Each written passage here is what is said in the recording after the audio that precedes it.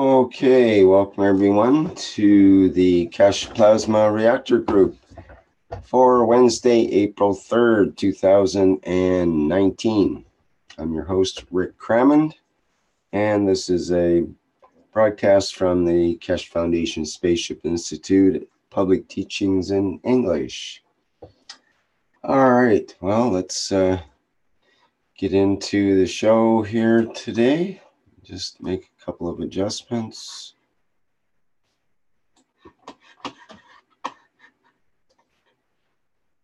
And make sure we're all good to go. I think we're okay.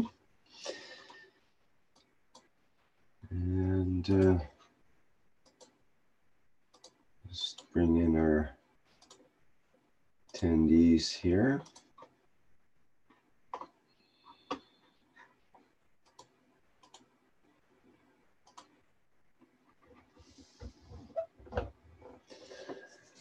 Alrighty. Oops.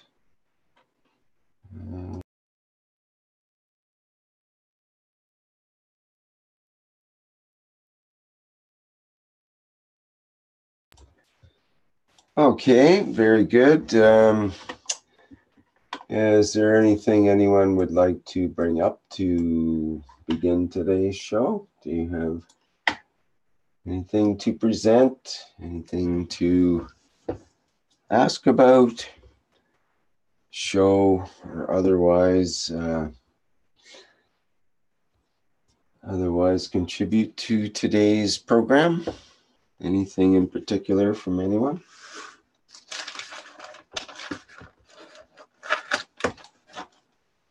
Yes, good morning or good evening to you. Hello, Sebastian, yes? I have a question about the coating. For what reason is the zinc mesh on the ground of the box when coating? I haven't found an answer so far. Do the plates need to have contact to the mesh, or is it just for other purpose? So you're talking about like the chicken wire, so-called chicken wire mesh that's put on the bottom of the GANS, or sorry, the when you're making the nano-coating process, right? Yes, right. In the second step, not for the cleaning process, but step when they are really coated. For the second step with the vapor coating, you mean? Yes. Okay. So you understand why it's there for the first step to start with?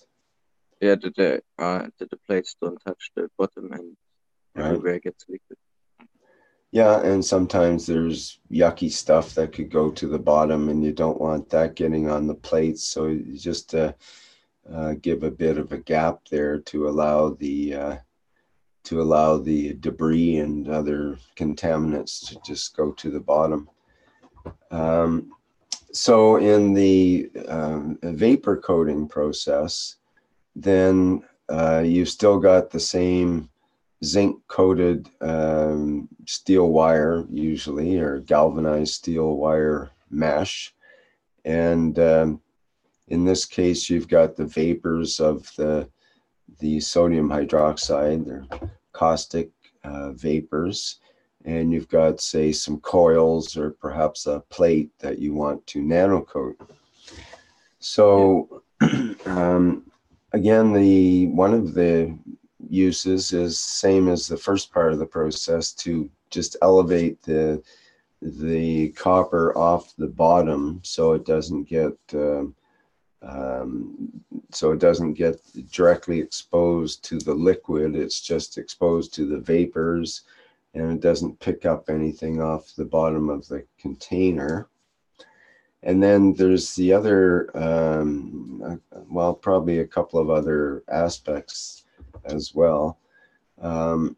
One is, I think you're mentioning that you can use it as essentially a ground connection, or one of the connections that then you're able to put one of the leads of the voltmeter on and drain the excess energy off the surface of the say plate that you want to nano-coat, so that it tends to orientate the layers and make them tighter, so they're less fluffy and less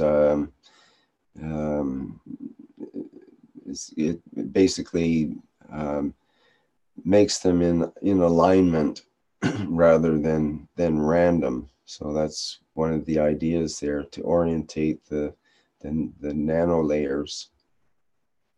Okay, when training the potential. Pardon me?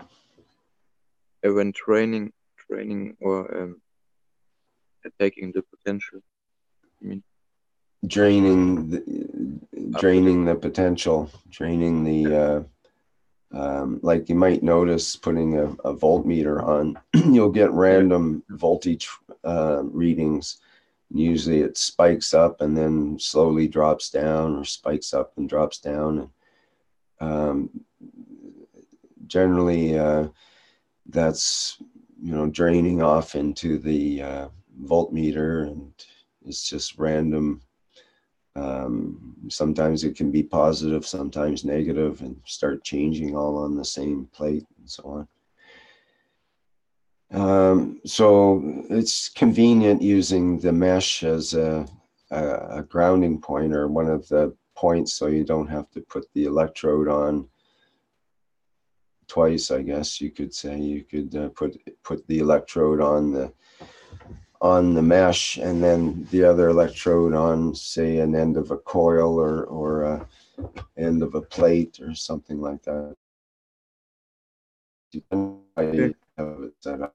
It might be just as convenient to run both electrodes as well, and just put them on the plate gently as usual.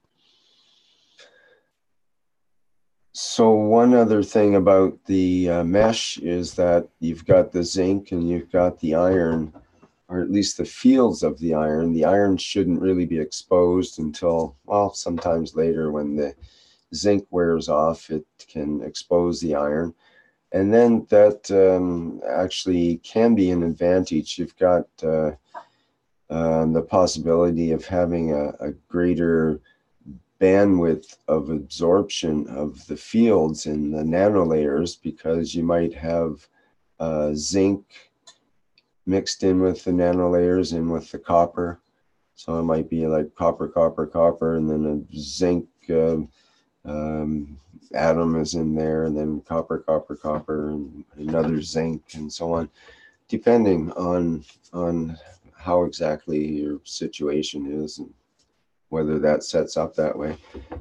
And so it might be a benefit to have that in certain circumstances. Mr. Keshe always said in the early days it was good to put different nanomaterials together, because you get a larger bandwidth of a larger spread of absorption of the fields that from the rather than just the copper. But it depends on exactly what you're doing and what you want to create.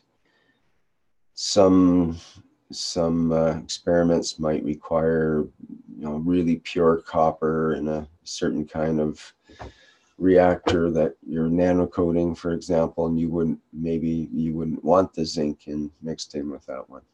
Does that make sense? Yeah, makes sense. Thank you a lot for explaining. So I leave it in there. And can I ask you a short second question? Sure. Before I put the plates, I put zinc and copper plates for coating. And before the coating process, I laid them into vinage, cleaning, and the zinc plates got oxidated or black from the vinage. Is it the From, what's the word again? From the vinegar. I mean vinegar. Vinegar? Yeah, vinegar. Acid vinegar. Mm-hmm. Yes. You put the zinc plates in the vinegar? Yeah, as well, and they got black. And do you think it's a problem for the coating? Well, that'll definitely change things as far as the copper and zinc, the nano-coated copper.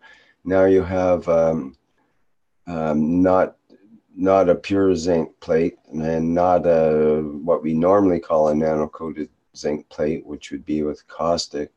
And it with the acid, it could have built up a really strong layer there that might interfere or change the relationship. You might have to like if you use vinegar with the copper, it'll tend to return the copper. It'll make the copper very shiny and eventually dissolve it. But with the zinc, I think you end up with a coating like you're talking about. So I'm not sure what the cure would be other than to use sandpaper or some process to remove that coating. Or perhaps caustic would work just to reverse the process. So you might try a dip in caustic and see what happens. Okay, thank you. I'm just gonna try that.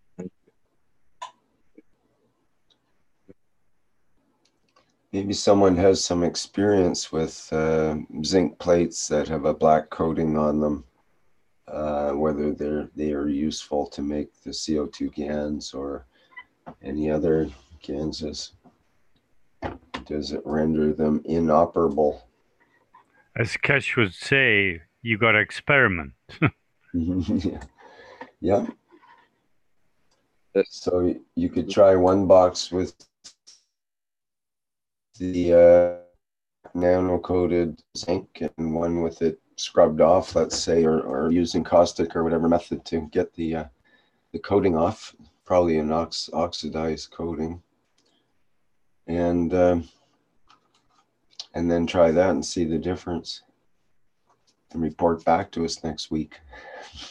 Well, seriously, that would be a good experiment, because what does come out of that? I tell you then. Okay, thank you. Thank you.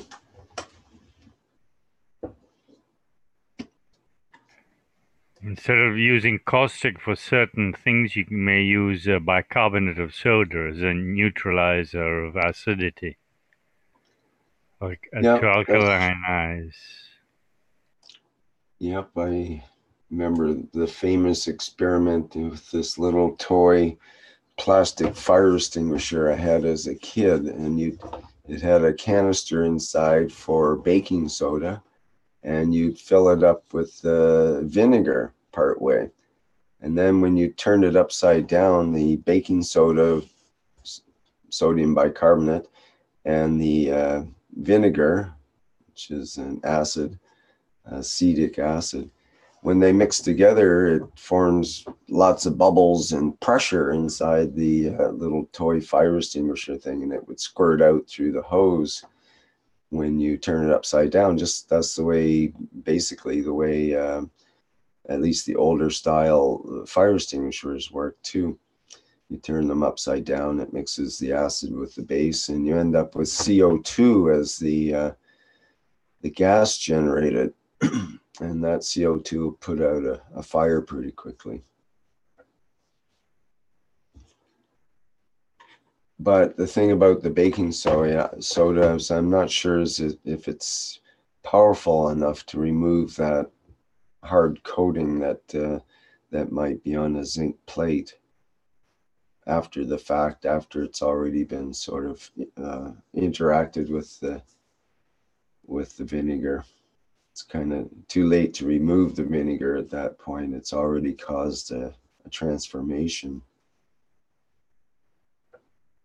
But it might neutralize it. That would be a good experiment, as John was saying. There's another one to do for next week. See if baking soda will remove that same black coating. Yeah, the zinc, normally you don't leave it for a long time. Just dip it for it to clean up the surface and take it out again and rinse it fast. So you'll avoid getting it a dark black surface or gray. Yeah, and generally not using vinegar, I don't think, with the zinc. Vinegar works great for copper to make it really bright and shiny, to clean it before the nano-coating process, as long as you wash off the vinegar really well, or like John was saying, that would be a good place to use the sodium bicarbonate to neutralize the vinegar just in the little scratches and so on the surface. And then that would prepare it really well for the caustic treatment.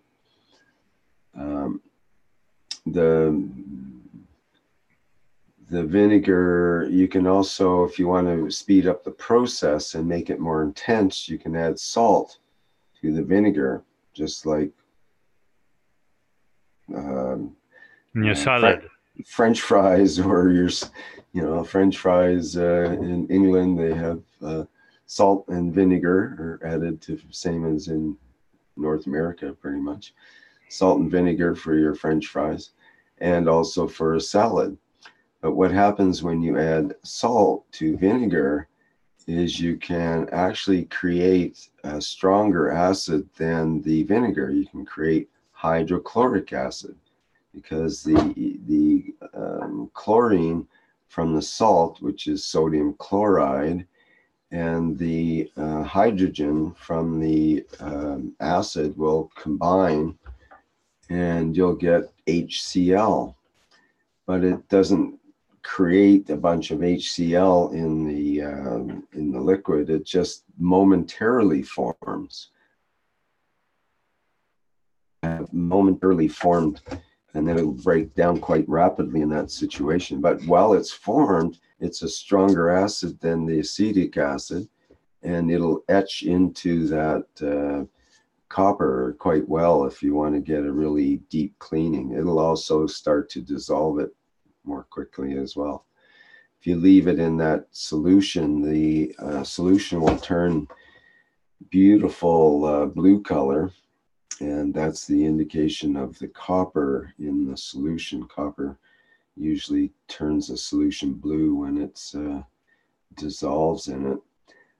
And then once you have that blue vinegar solution, you can actually make black copper nano out of that by simply adding caustic to the mix. If you spray it in, it works really well because it tends to form the nanoparticles of little tiny wee nanoparticles of copper from the blue in the mixture. But you can add just the caustic liquid to the blue mixture of this, carefully add it. Don't just dump it in all at once. Slowly add it, let's say. And when you do that and mix it, it forms this black precipitate. That's the copper oxide, and in a very fine, state as well. So I think that's an interesting way to get the black copper nano if you are experimenting with that, which is some pretty powerful stuff. It's darn close to rocket fuel, actually, just from regular science with it. If you look it up, it actually is very powerful. Nano copper oxide is a very powerful oxidant, essentially. Even though it's already oxidized, it contains a lot of oxygen. So it's very potent, as many things are in the nanoscale. If you take even sugar, for example, and make it nano by making it into a powder, which is icing sugar. We call icing sugars like powdered sugar. Sugar is already like a powder, but if you crush it and make it into a dust like icing sugar, it becomes explosive. And if you go to a sugar refinery, I worked in a sugar refinery in the lab for a year. And if you go into a sugar refinery, they have a special room just for the icing powder operation, because it's so dangerous that a spark could cause the room to blow up. So essentially they have it all segregated in a special static-free environment and so on, special procedures in order to prevent fires with it. Because it's so finely divided, it just likes to go up in smoke. So interesting anyways, that that is a way that if you wanted to experiment with nano, that black nano of copper, that would be a good way to get it, I think, rather than trying to scrape it off of a nano-coated plate or off of nano-coated wires or something. I've seen that technique before. I don't think that's a good way to do it. I just do a second one. Pardon me? Yeah, I just do a second one and see the differences. And won't do it again with the wine guy and see. Do a second one, and I couldn't hear the last part of your sentence there. Could you say it again? I won't gonna do it again with zinc and the wine guy. And yeah, very worthwhile information. Yeah.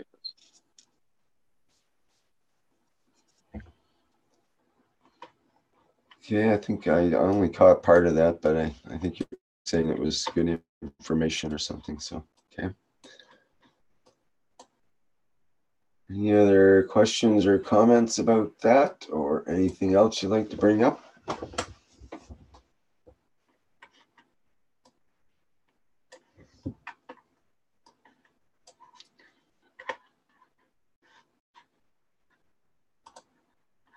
Let's see what's been going on in the world here.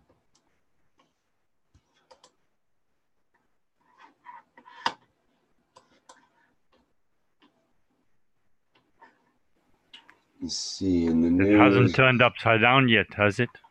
Which? The world. Well, it seems to be pretty much right side up, although they had a big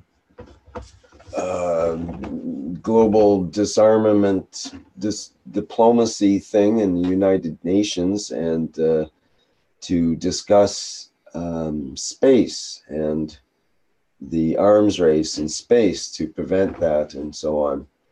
But they couldn't come to an agreement apparently, and didn't really, they couldn't deliver any negotiations or treaties, and particularly to help with this peace in space, in spite of their week-long talks or whatever.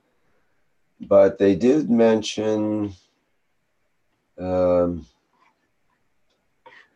course, it's kind of funny because India was there, and they were actually bragging about how they destroyed a satellite with a missile.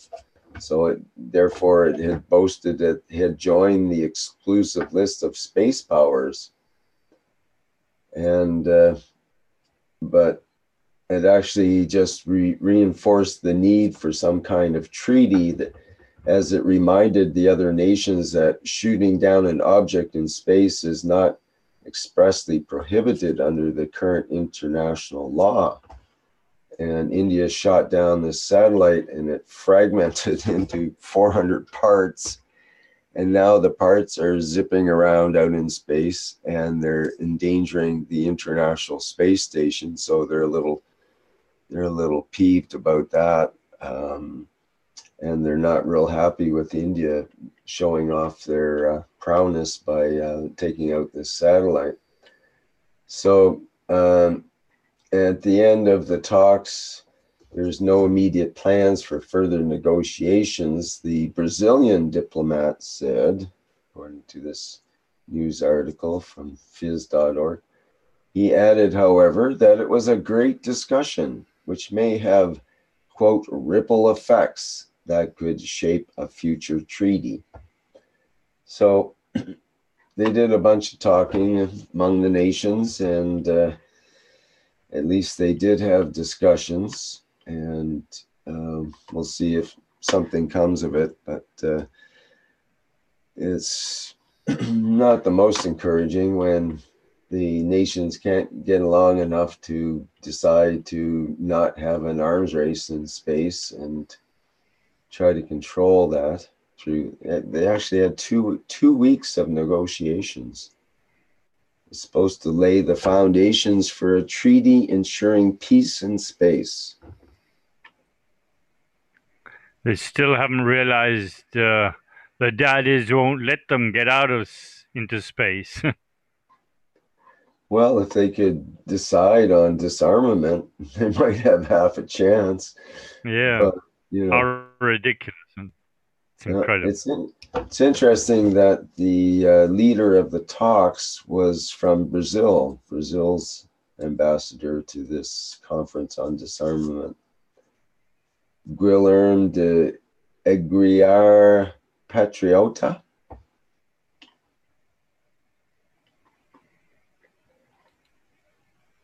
Yep, anyways, it mentions space disarmament diplomacy has been deadlocked for more than a decade. United States still doesn't want to admit they haven't been able to get out. Well, it said Russia and China have backed a treaty language that seeks to prevent the deployment of certain types of military base. The U.S., even before the election of President Donald Trump, has typically rejected that approach on grounds that is extremely difficult to verify the military capabilities of hardware deployed in space. So, they're still hiding in Antarctica. Supposedly, we're not allowed any arms on Antarctica, and they're all fooling around. Yes, there's probably lots of things going on that shouldn't be that way, and who knows what's really happening. But anyways, that's what's in the UN news for last week there, space-wise. You got to have the UC there. Yes, it's time for the UC to make their presence more well-known, perhaps. You see penguin? Pardon me? You see penguin because they are language based. You see, what was it, the next word? Penguin, the bird. Penguin, the bird, yes. Penguins are down in Antarctica, yeah. Yes. But Universal Council, we mean. Or you're playing a pun on the words. I think he's... Yeah, maybe it should be an EC instead of UC, because it's a continent.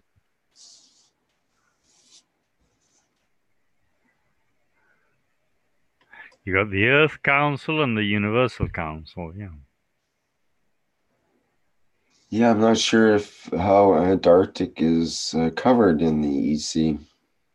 Is it because it's actually a continent on its own? I don't think we have it designated as a separate continent. And it doesn't have really its own language as such. I don't believe. Yes, but maybe this is really missing. Yeah, so that's missing, and they try to cut it up as a pizza pie, but they don't even make up sense the way they're cutting that pizza up.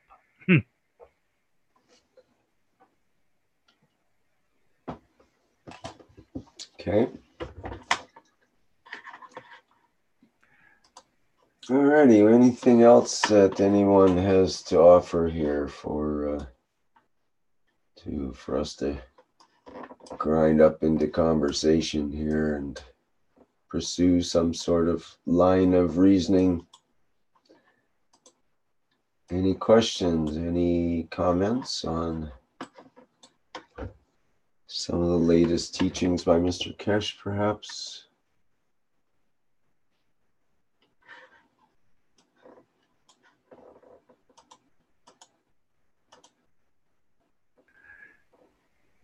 They're all so profound and diverse. When will we end up in space? Pardon me? Where will we all end up in space? Yes, well, this is a big question. That's the idea, yeah. It's something I was pondering, and I can post that question in the sense that what do people think about this idea of going to space? What if you had the opportunity right here today, in the next hour, you had an hour to prepare to go to space, and you had to, like, I don't know, pack your bags or whatever you have to do to prepare to go to space? Would you indeed even take bags to go to space? How would you plan on going to space? Are you going to take your body, first of all, let alone a bag full of clothes? Maybe you won't need clothes if you don't have a body. First, you would have to scrub your soul pretty clean. Scrub, I guess you're not talking about the soles of your feet in this case. No, your soul, S-O-U-L.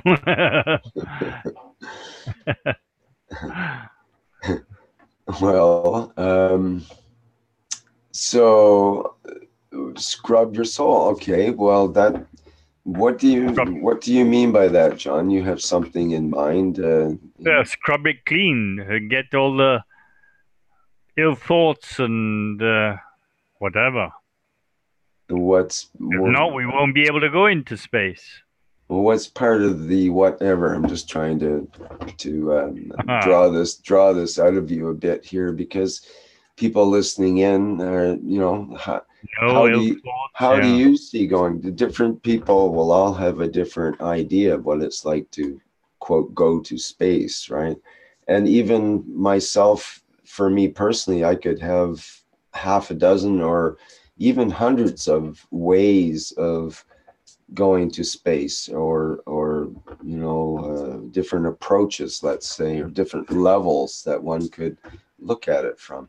So I'm just curious about what you have in mind with this concept and this idea of scrubbing your soul clean before you go to space. Is like before you go to out in public or something, you usually spruce yourself up a bit, and in this case, going to space is you want to be clean in that environment. So I'm assuming that environment has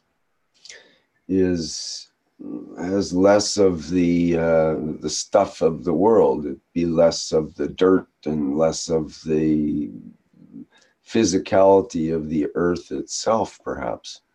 Is that what you have in mind, or what do you have in mind? I don't want to put things into your mouth as far as the words go. That's why I'm asking what be like Lady Godiva.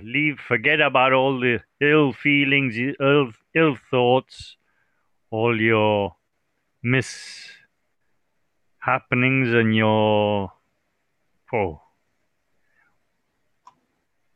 straighten up all your ethos. But how do you do that all at once? Kind of like, what kind of easy. Well, let's say you have an hour before takeoff or whatever. In my scenario that I'm posing here, what techniques or what would you quietly sit down in a chair and close your eyes and kind of feel this cleansing thing happening, or what kind of process do you think that that you might use? All depends on your background and your whatever. Let's put in, let's say, karma, what you're carrying in your backpack or What you've backpack or whatever. accumulated, or the baggage in a way. You might look at it. You got to get rid of all that before even thinking of going out. So forget about my first example of packing your bags is not a good example. No. It's a matter of unpacking your bags before you leave. Exactly. Yeah. That's, I guess, the difference of going to space is when we go on a trip on Earth, we pack our bags to go somewhere else. But to go to space, we unpack our bags and try to go as naked as possible, perhaps. Just like some of the ads telling you to go to the Virgin Islands or whatever, where you only need a swimsuit, nothing else. You're right. Well, what's the swimsuit for space? What's the fashion for clothes in space? What do you think about that? Is that something that would be of concern to someone going to space, or only if they're going in a certain mode of the physicality? If you're going in the dream state or in some sort of astral travel, or some other form of travel in the soul level, that might be different. But even then, we might want certain attributes of our clothing, or what's wrapped around us, our light field or something. I would say just forget of what you've accumulated in your knapsack ever since you were born. Be as virgin as you could possibly be as when you were born. Right. Okay. So that should be able to get you through the airlock into the craft, let's say. Your own craft, yeah. Or if you're going with others, in a way, you wouldn't want to burden others with too much of your own BS, you might say, or your own baggage. I mean, we even on Earth, we refer to certain people like, oh, they've got a lot of baggage, and they've got a lot of emotional heaviness that they carry around with them, you might say, or emotional baggage, or mental baggage. They're busy and stuck in certain levels or certain habitual ways of thinking or feeling, let's say. I would like to mention right now, good for you, Nikolai. You got through into Zoom.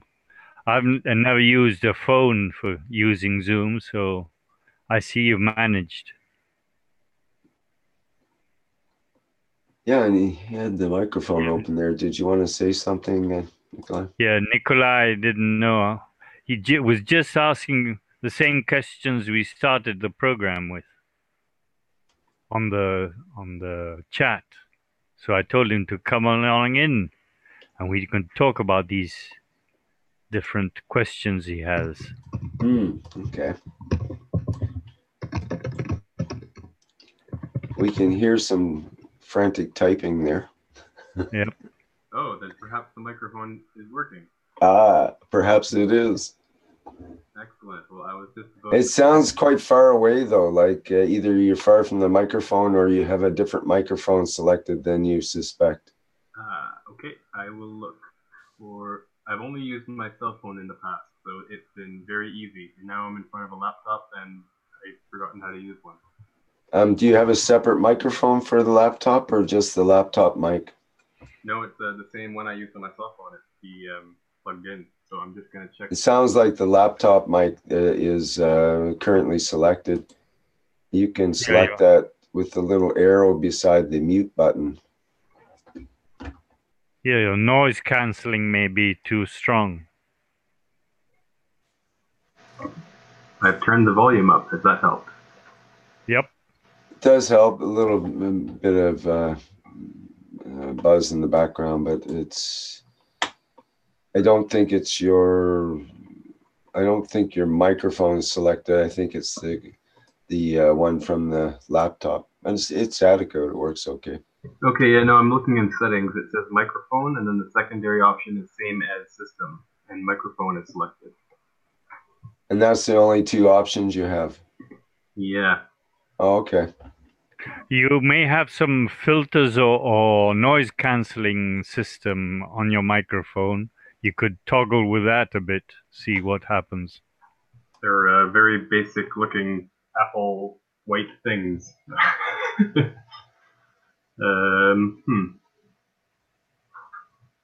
I'll play around with it for a minute and I'll let you lad chat and I'll come back in a moment. There must be some Apple specialist on the list here. I've never worked with Apple computers. Neither have I. I've just got the Apple headphones somehow. I've got everything else that doesn't belong to Apple, but anyway. You know what? I have another pair of headphones with microphone. I'll try that. Yeah, you could try that. Zoom should recognize you might have to restart your Zoom session in order for it to kick in properly. But usually it sees it right away and you can just select it in the menu, the little arrow beside the mute button. Okay, I see that now. Switch to phone audio. Why would that be? Oh, that's if I'm going to call in, I see. Okay.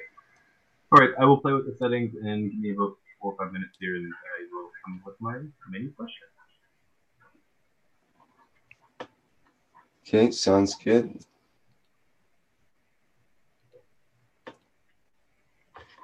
We've got Stella coming in right now.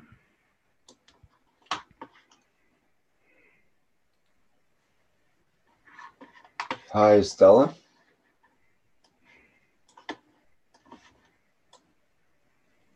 You haven't gone to sleep yet, Stella. You saw me. Yeah, I caught you and brought you in as a panelist. Yeah. I just saw a movie, Thinker, pretty cool, about magnetism. What's it called again? Thinker? Thinker is about a boy in the East Coast with his uncle. They built a machine that the dad did a research, like government, you know, I don't know how you say when it's kind of secret, and it's based on Tesla, and the little boy can hear the crystals, the sound of the crystals, and they combine magnets with crystals to create plasma. And also they show in the movie how magnetism helps to grow the plants, and they're talking about similar to, you know, what Mr. Keshe talks, but, you know, much simplified and interesting. That sounds like fun. Yeah, it's Is that a movie that just came out, or was that on? Yes, it's a Netflix. It's new, actually. And is it Tinker or Thinker? I don't know. It could be THINKER. Thinker. Okay. Yeah. All right, I'll look into that. Thanks.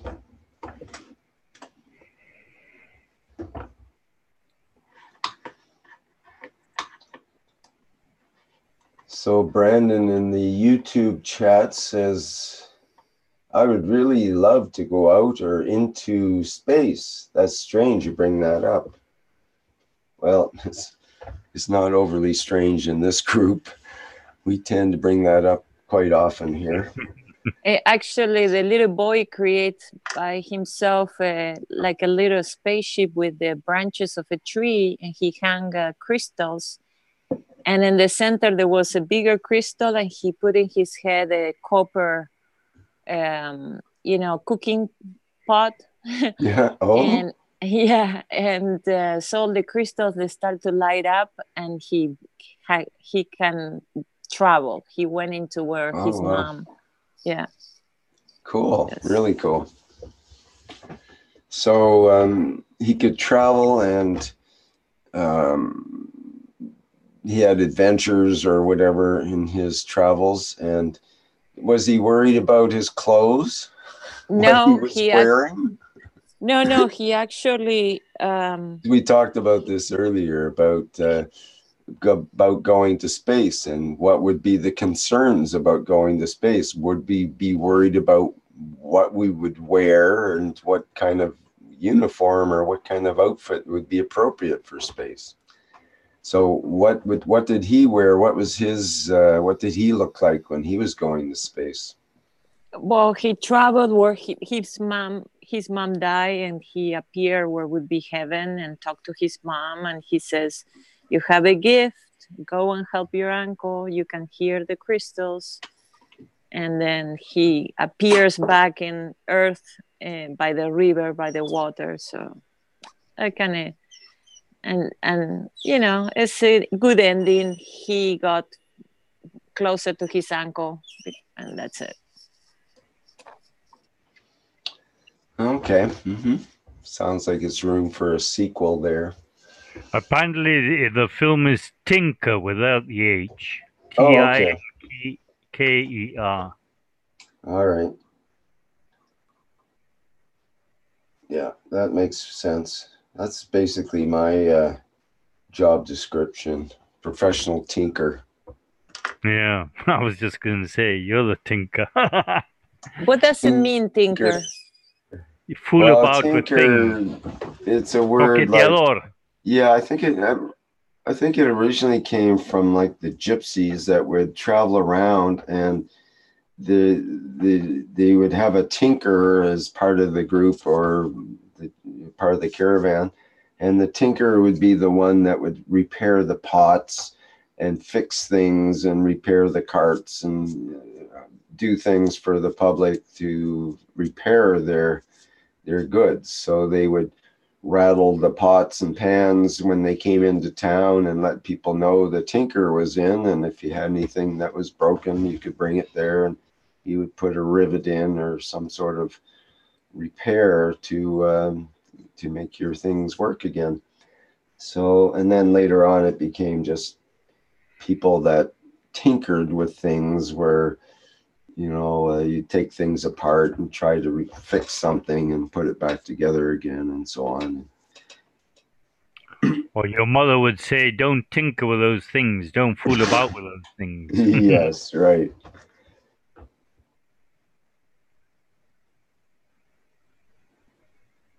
I'm not sure if there's a relationship between tinker and thinker.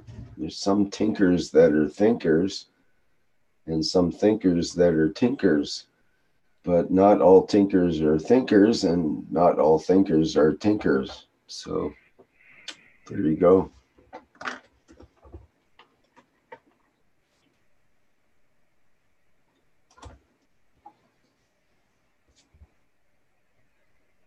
So back to going to space. Any other comments about that? How do you see yourself going to space? Would you take your physicality first of all, and if so, what would you wear? I think I can remember that Mr. Keshe said that we will become transparent when we go to space. So if you are transparent, I don't think that you wear any clothes. And if I remember right, yesterday, Carolina said that we're becoming bluish when we go to space because we come from the blue planet. So I think this requires also that we don't wear any clothes. Otherwise, you will hide the blue from your body, if there is any body. Yeah, that's what I was going to say. First, define you. What are you? Mm-hmm. Are you your suit you're wearing today, or are you your soul? Right. And are you even the skin that's underneath the suit or the bones? Plasma. Yes, it goes beyond the skin and bones. So this is the main factor, actually, is who do we think we are? Do we think we're a human having a spiritual experience? Or are we a soul having a human experience? That's one way to sort of think about it. And then, of course, there's all kinds of great... If our soul has the energy of 18 Hiroshima bombs, I don't think that there's so much energy in our physical body. So I think that we are a soul which just on this planet we decided to have this body for experience our experiences. So, but the physical body is maybe good for 100 years and the soul is for, yeah, more or less immortal. So I think this is just a temporary stage. We are in that physical body. This is not for a very long time when you compare it with the space and anyway, I think this leads to the topic of time. Yeah, does time exist? But this is a never-ending story. I think this is a circle where you can turn around for the next few thousand years without repeating yourself at least once. Okay, well, in the subject of time, what if it only an hour to prepare to go to space? What would you do, Ekmar, to prepare to go to space? What would that mean to you, and what kind of procedure or technique or what would you do to get yourself ready, do you think? I think I would first think about my kids and my wife and family. Would I be able to take them with me, or do I leave them here alone? Or I don't understand. What do you mean? Is there a taxi like a spaceship picking me up in 1 hour? Or is it just that the end of the world is near and we just have 1 hour to leave? Then, of course, I have to find a way that we can go all together. I don't want to leave alone and left my loved ones here to die. Even with the knowledge I have, I assume that they will not die. So somewhere I should find their souls somewhere. But of course, I would like to not just go without saying anything and say, okay, I will rescue myself now and look for yourself. I think, especially in cases like this, family should hold together and stay together. Well, that's a really good point, because this is a big issue with many people is, yes, I want to go to space, but I don't want to leave my family and my whatever it is that that is part of our life on Earth that we're, attached to here. And I mean, this is even an issue for the astronauts that go up to the space station for a month or two, and they're away from their family. And that's one of the biggest issues for them, is to maintain that contact. Every so often they have some sort of, contact with their family through communications and so on. And that's really important to them. And of course, to the family down on Earth, they're all, worried and so on, that here's this this guy or woman or whatever out in space, and it's dangerous out there and anything could go wrong, and so there's a lot of stress over that and the separation and the loneliness that can occur. And so in a way, like, why would we want to go to space if we didn't have our family with us or didn't have our friends with us? Would we want to go to space alone or by ourselves? Is that something that's even, seems enticing?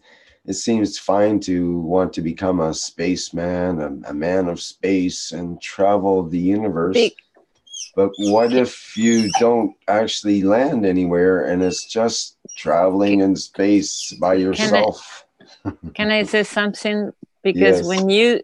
when you said, you asked the question, what came to me was, you don't need to think like going to space. You need to think you're part of the total. You are there or there. Do you understand? If we see space as the opposite side of where you're standing, you're never gonna be in space. Right. But if you Good feel point. already, there is a mantra that sometimes I sing, is like Ramada Sa Se So Hum. It's like you're the wind, you're the air, you're the water, you're everything. Even remember that guy, maybe this sounds silly, but this guy who used to do Kung Fu, Lee, right? He used to say, Bruce Lee, he used to say a famous phrase like, I'm everything, be the water, be the, and I think that's what he was trying to say from the energy point of view, that you are part of the total, you're everything. But right now, when we decide to come here, we decide to be suit. It's a different way of understanding the position. If Mr. Keshe says by intention you go to Planet Zeus, but you're already, you just put your existence in a point. But if you don't put your existence in a point, you're everywhere. You're in space. I mean, it's blending. It's like being part of everything, part of the plasma. That's my dog, sorry. He was just emphasizing your point. If I may join. Yeah. Does your dog ever sleep, Stella? No, he wants to play.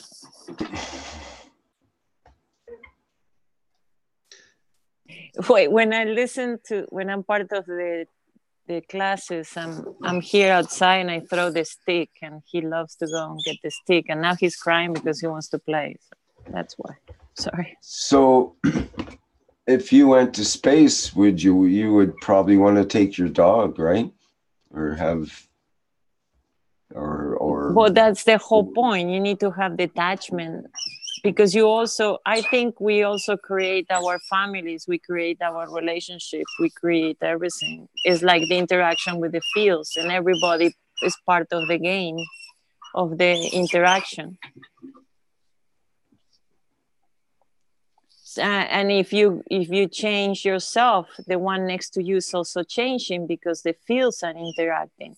That's when they say, you need to work about you changing, and everything change. So trusting is also allowing to the universe interact.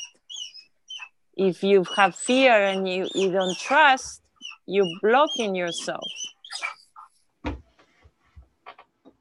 So if you wanted to go to space, your dog would probably trust you and follow you to go to space. That would be a natural thing for him to want to do that. But don't forget that everything is in your mind, and your memory goes with you. Yes, but don't we still have to get to this place of understanding? Because we all know about the spiritual teachings and Buddhism and Indian and whatnot, that of course you're not alone, you're part of the universe, but as an entity with consciousness, you are alone, and we haven't seen anyone being alone for a long enough time that does not develop any kind of pathological changes in the brain But and in the behavior as well. isn't it love not to control? Because sometimes love could be controlling, and you want to take with you someone maybe that doesn't want to know, but you can invite them. I mean, it sounds maybe crazy what I'm saying, but we cannot force nothing.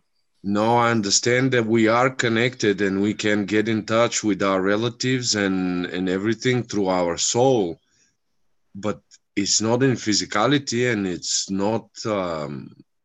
We haven't reached that point yet. That's what I mean.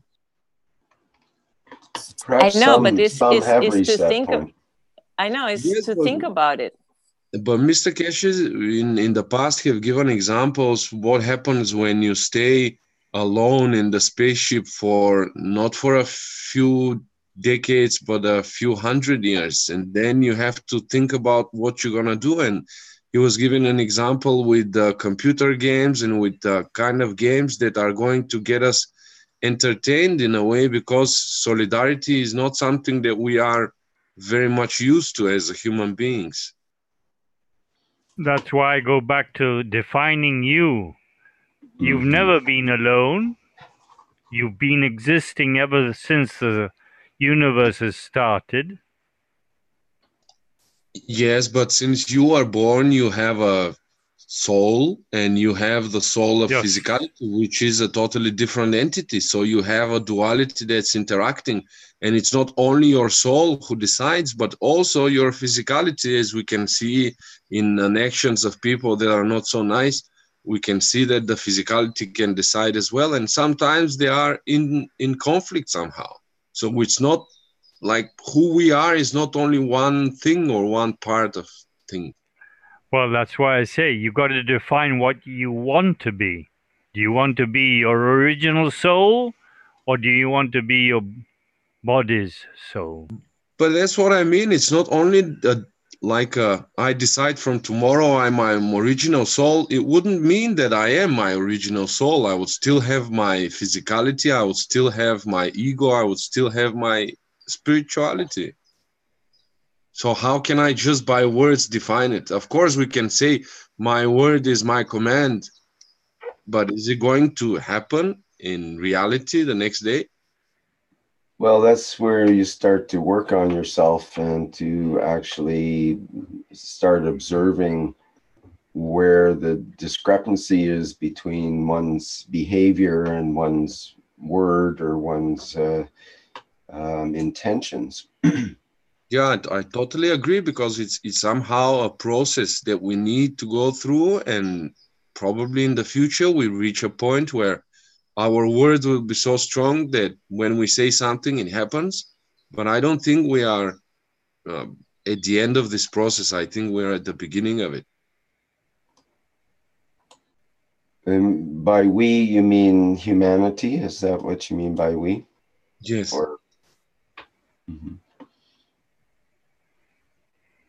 Okay, Arno has his hand up here. Maybe he's got some light to shed on the conversation. Hello, good morning, good day, everyone. I want to share something about this. I think if we have 1 hour to go to space, we already make the decision that we wanted to go. If it is because we need it, because our soul power is more needed than our physicality to achieve something that has a certain purpose, or because you finished with your journey here, and then one time my stepmother-in-law, she was dying, and I preparated her 3 years before she died. She received some extra years to change her way of thinking and seeing and connecting with her soul. And my stepmother has the same process. And my stepmother was going to where she was entangled with. And my stepmother-in-law, she was going to the stars because she was finished. She was waiting to the next journey when she taking her last breath. She was really going to sit for it, and she had to finally, and then she let go. And then it was a whole process before with gaining trust from her to her husband because he had to fight with the children of her.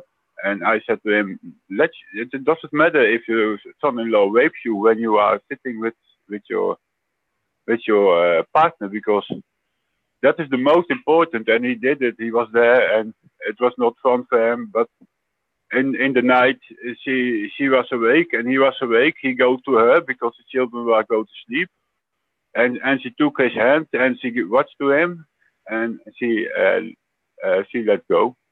And I saw her like, whoa, and then yeah. So it depends how you finish your journey here. It's why you are engaged with. If you are dying and you are engaged with someone you want to hold on, you yeah. This is how I think different than plasma science. I go there and somehow to be a part of that life as another entity again in the past, because I was in my experience I was only taking care for only one soul, and now we know now we finally included all the souls, and then it's different, because then you go to journey for knowledge, to exchange knowledge, like exchange students at school. So you can go exchange with somebody else on another position with souls, because I see sometimes some teachings also from visitor of the teacher. And then you also see the different way of how the body stands and walks. And so there are different ways. But it's when it's like you ask it like this, it's the person is not there, so you get all kinds of way of thinking. But I think when we ask if you have 1 hour to go to space, we already make the decision to go. So then you have to be totally happy, because when you're totally happy with what you have achieved, with what you have done, so there's nothing to forgive, and we have learned. You can go where you position your intention. Yeah. Okay. And maybe we're going backwards if we watch forwards, because when we go inside to the front, the outside is going backwards. If you go travel with intention, but if you become the space gap, you are everywhere. Like the woman before, you become oneness. Through the space gap, I think it's even possible you don't have to travel at all, because then you can reappear where you are, because you are everywhere. But I'm not sure about that part yet. Yeah. Okay. Thank you. Thanks, Arno. You're welcome. I kind of agree with Arno here in so many ways that you can travel. And I was thinking about this earlier with, I think Stella talking about how when we go to space, if we happen to go and travel in no time, are we actually lonely? Because what time do we have in the space that we're traveling?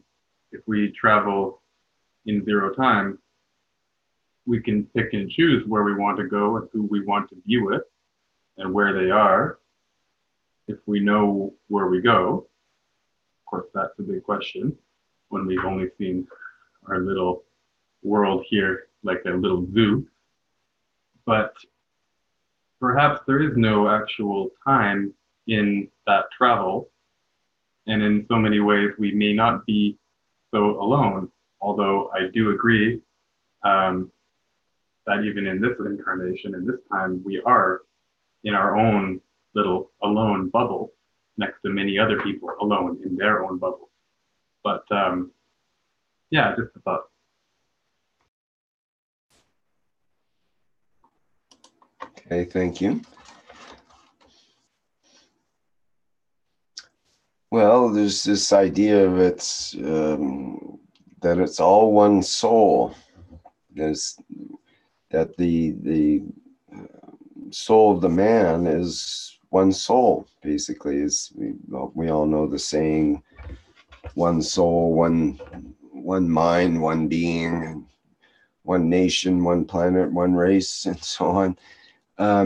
But if it's all one soul, and we go to space, and would we not, maybe we would only see that one soul, and that might lend to a certain loneliness for that one soul, because there is no other, as the saying goes. There is no otherness, because it's all you. It's all the absolute. It's all God, you might say, or it's all the soul. And that might be a bit of a surprise, because if we can't see other souls because there's only one soul, and every one you meet is you, then it's all a reflection of the absolute, or a reflection of the one soul. So what would you use as something that's other than the one soul to refer to? There is one totality. It's not like a billion totalities. It's one totality. I agree. In that therein lies the rub, as they say. And in that sense, is the creator maybe separate from the creation? Is the creation the same thing as the creator? When we create something as just in an ordinary sense, we or mold something out of clay, a little clay doll or something, a little clay being. Are we that being? Are we that piece of clay?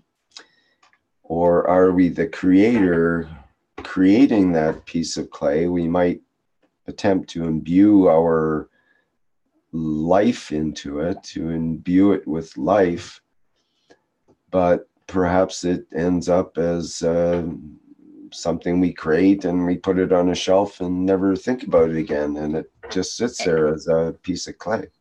You know, what could happen is the creator was alone. He create little creators, so he wouldn't be bored. Well, this is the big factor, that we could get bored in space, because as a creator, there's not much else to do but create. So if we're sitting there and you have the urge that you just need to create something, and you would have that urge because we'd be attempting to endure eternity. That's the whole problem in space. There's a whole lot of time in eternity. And what do you do with an eternal life and more or less stuck in eternity? I think most of us would freak out and want to have anything manifest in front of us, let alone some deliberate creation. Anything would be better than nothing, in a way. It's hard. There's a saying in Zen that it's hard to do nothing. So the hardest thing is to do nothing, yet it's the most simple thing. Okay, so perfect. 5 minutes ago, we were scared to go to space. Now we went to space and we were bored, so we have to start to come back and keep going. Yeah. Well, this is the thing. Here I am. I finally made it to space.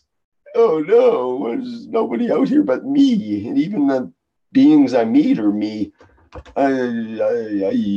Maybe it's time to create a world and go back into that world and experience that, because I just crave experiencing something. The voidness of space might be a little overwhelming. because there's a lot of voidness out there, and that might be our true nature, is the voidness of the void. I just think we make it too complicated. Probably it's as simple as how you describe the situation, and we are like little kids creating and playing and going from one game to another game, but now it seems a long game because life, and this life with this suit is have 70 years, 80 years, and you think it's a long time, but it's a spark of the whole infinite, Yes, and especially once you get up over the 50s and 60s, the 5 or 6 decade mark, as they say, then time seems to accelerate, and all of a sudden another decade has gone by, and you go, wow, I've only got at the most a couple of decades left or less, according to the average lifetimes and so on. And it's amazing because when you're back in your 20s or say the early 20s, and you're just starting to experience life and maybe had some spiritual experiences and so on, then, we think it's going to take forever to get to the end of our life. We got all this time that we can do things and so on. We don't have to focus on our evolution to, do anything in particular. We don't have any intention maybe to do that. It's not something that even has come up at that point. And then all of a sudden we might find ourselves 50 years later in our 60s or 70s, and it's like, wow, where is life gone? I still feel like I'm a teenager or in my 20s, but yet I look at myself, I'm in this body that's decades old. And it can be a bit of a shock to realize that the time can go by. It can go by very quickly.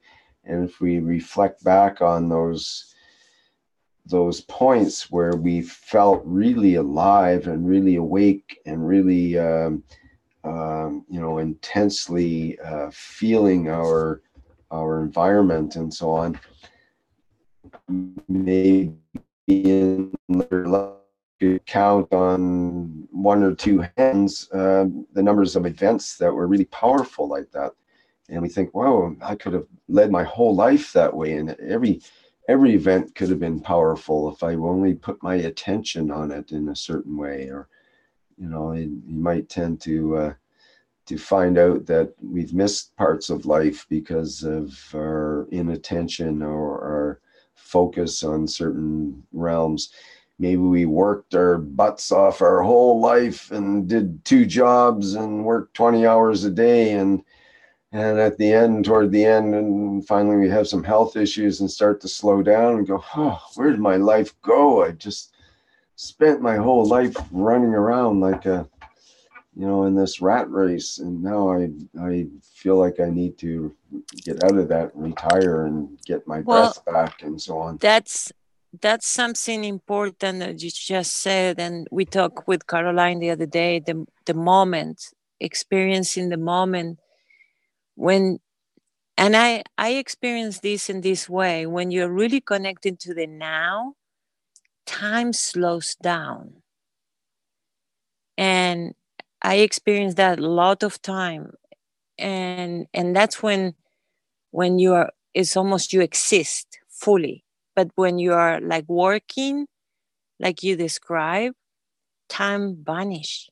It's almost like you're not in the time continuum. You're not in the existence. It's you being like hijacked. And your mind is not in your body. Yeah, your mind is not in your body. It's you're gone. And I think it's very important to the soul experience in these bodies to be in the moment. Right. And for many people that are working, it's like they don't want to be there in the moment because time draws out, it takes longer. They want to just get work over with. And this is the fallacy of the whole work thing. Most people don't enjoy their work particularly, or they might enjoy it, but it's not something that they want to, you know, when the 5 o'clock bell goes off or whatever, they want to get out of there and get home where they have other things they want to do and so on. And so there's this whole thing of making time go fast. Like if you talk to like the baristas at a coffee shop or something, they're just oh, I'm glad it's busy because time goes by so quickly. And this, you know, I'm thinking, well, is that what you want at the end of your life? Oh, I'm so glad that time went by quickly for me. I'm so glad that my life is over because, well, what? I'm glad my life is over? What? So if we're, you know, happy that work is going quickly and we get through it so that supposedly we go on to something else, chances are we built up the habit to just get through something quickly and go on to the next thing. And even when we get home or wherever other places besides work, we'll have the same attitude. Yeah, but I feel like when you're more conscious or connected to what you're doing, like awake, your energy is within you and your feel.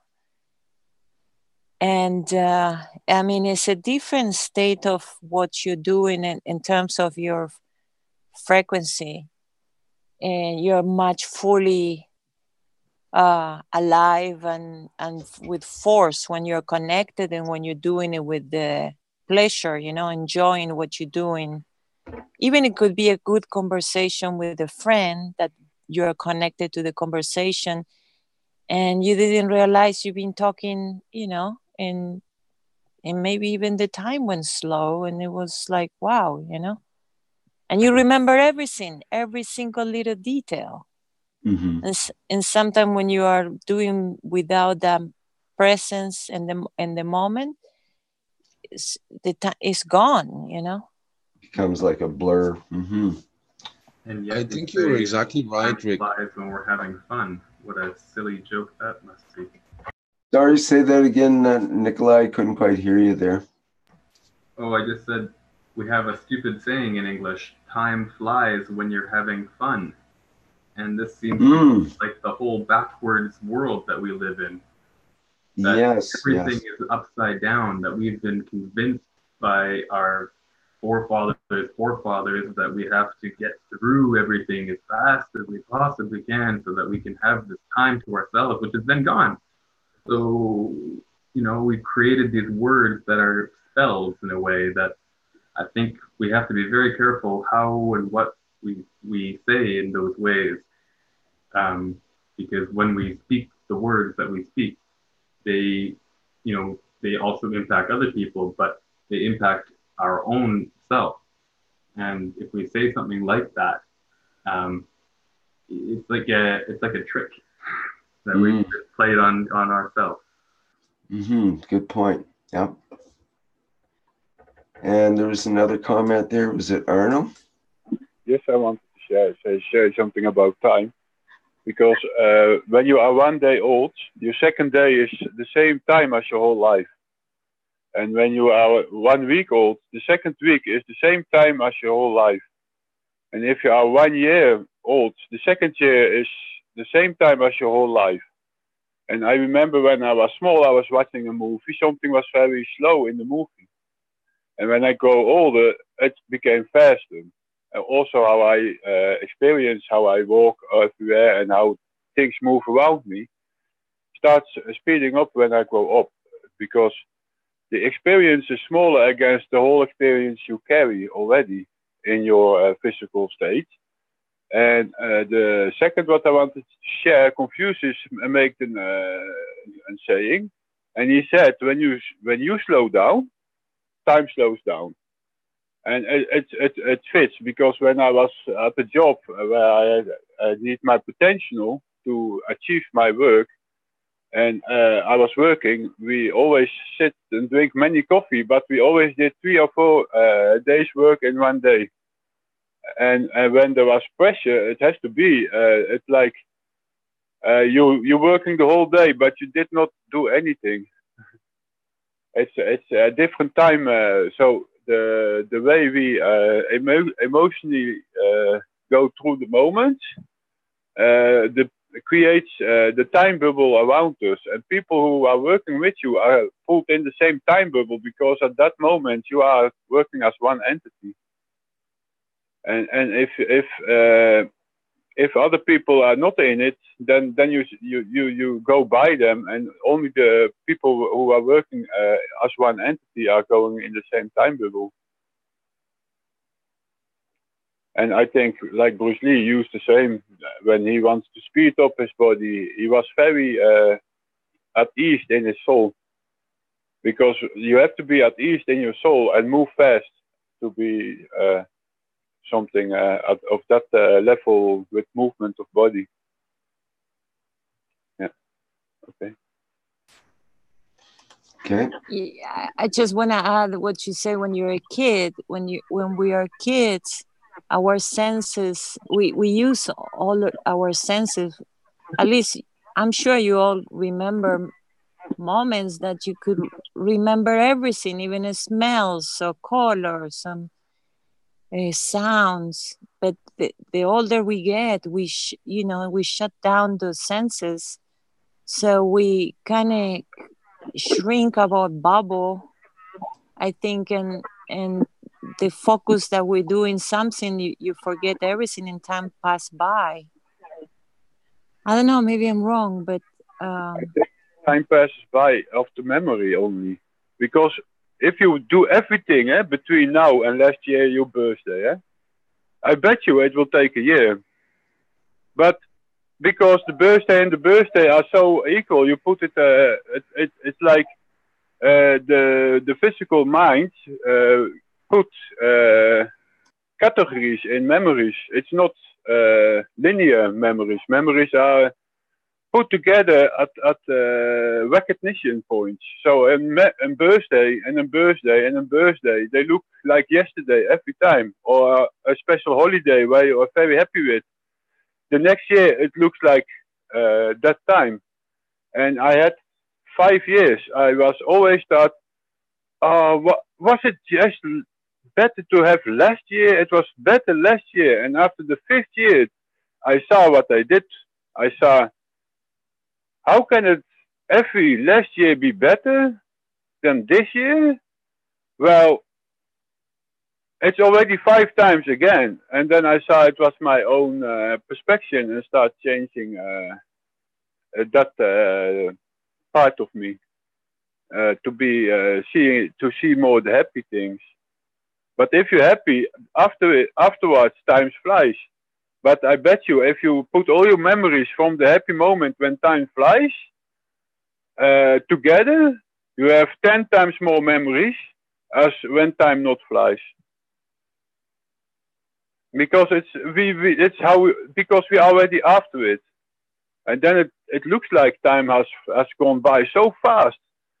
But put all the memories and draw them out, and put the memories when time don't fly. You don't have done anything. You have done something, but not so much, and you have not so much thoughts, and you have not so much seen in that moment when time not flies in our earthly experience. I believe it's a lot about the mental state, where how Rick explained it, when you are rushing to finish work. Maybe when you go back home, you would be rushing for the next thing. And when the next thing comes, you will be rushing for the next thing. And you basically put yourself into a state of mind where is constantly rushing for the next thing. And this is how you miss the moment, the present now. And as we know, like, let's say Milton Erickson, there is a famous psychologist. He says that most of the time people think about the past or the future, and he calls this a trance.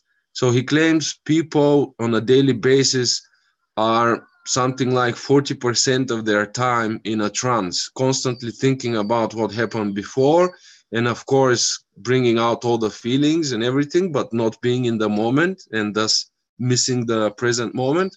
Or they are in the future thinking, oh, I have to do this, I have to do that. So feeling worried that they are out of time. and at the same time missing the moment. And as we know, the brain thinks there is inertia to it. Once you start thinking about one thing, you keep on thinking for the same thing. So basically, when you miss the point of being here, you are more inclined to continue that way and just rushing for the next thing. And I think in Buddhism, they have this mindfulness, which I thought was some part of New Age hype and was not really interested into it. But I checked it out, and it turns out it's basically a simple way of staying in the moment and appreciating the moment right now and experiencing it only through noticing your breath. And little by little, you start noticing all of your emotions. You start noticing all of your sensory apparatus. So you can see what's in front of you, you can feel in your body, you can smell, and you can hear. And again, from psychology, we know that the brain cannot handle more than it's a dispute between 4 elements and 7 elements. So basically, if you pay attention to your senses, you cannot be outside of the present moment, because your brain does not have the capacity of thinking in the future and worrying about what you didn't do, or going back in the past and feeling bad about what happened, or things like that. So I think it's more focusing on our mental state and our inertia and our habits on how we experience this moment. Yeah, that's a really good point. So presumably if you had 1 hour to prepare to go to space, then you might want to address some of those things. May I share something, because I have to go? Yeah. If you are in the past, your soul puts you in the past because you have to learn something, right? But if you are evaluating what you are seeing, you don't want to go to the past, and you start hiding. And there's so many levels of understanding in being in the past or in the present, but we as knowledge seekers are in the past, present, and future, because we don't evaluate. It's like if you want to be fast, you want to be fast because you have to achieve. You need that. You are taking. But if you are fast because you like to go with the flow, it's a different way. But if you are in the past and you don't evaluate, you can learn what has happened and see the beauty of your teaching out of that experience. Then you don't have to be there anymore. Then you have the freedom to go in the present again. But if you are going with the flow and time is slow around you and you are in the moment, trying to play with your best self, then you are in the past. You see the futures. You see not one. You see not one future. You see all the futures you can create with your doing, and you choose which direction you go in the moment. And then you are the past, the present, and the future. Then, when you don't evaluate, that's one of the ways of seeing that is changing. Yeah, you potentially are everywhere and in the past and in the future, but as a present. I even saw that one wish has changed something 3 years ago. So our wishes are not only here, brother. Our wishes are even for our ancestors. So when you mention, I have done mindfulness exercises, and I agree with you. But I think now, knowing plasma and that the GANS are with us, I think by patient for what we are saying. Just let me finish. Sorry. What I'm saying is, when you live in the present, your soul and your body suit and your GANS are all in connection and interaction, because you are embodied within your GANS. So the whole system is working at the same time, connected. And I think that's a key, because if you go with your mind to the past or to the present, you're not going with you left your body, you travel in your dream. But if you're in the moment, you're feeling everything, and you even feel your own energy. So maybe that's when you are elevating yourself in a completely different state, because you're feeling yourself, but you are at the same time, you're not attached. You're living. And but maybe I don't believe. But I'm saying, if you go with an intention, they bring it all, and maybe all goes together as you're able to transform the matter into the plasma, because that's the whole point. We're supposed to be able to transmute or to transform one from one state to another state, but it's all together connected at one moment, conscious within your plasma.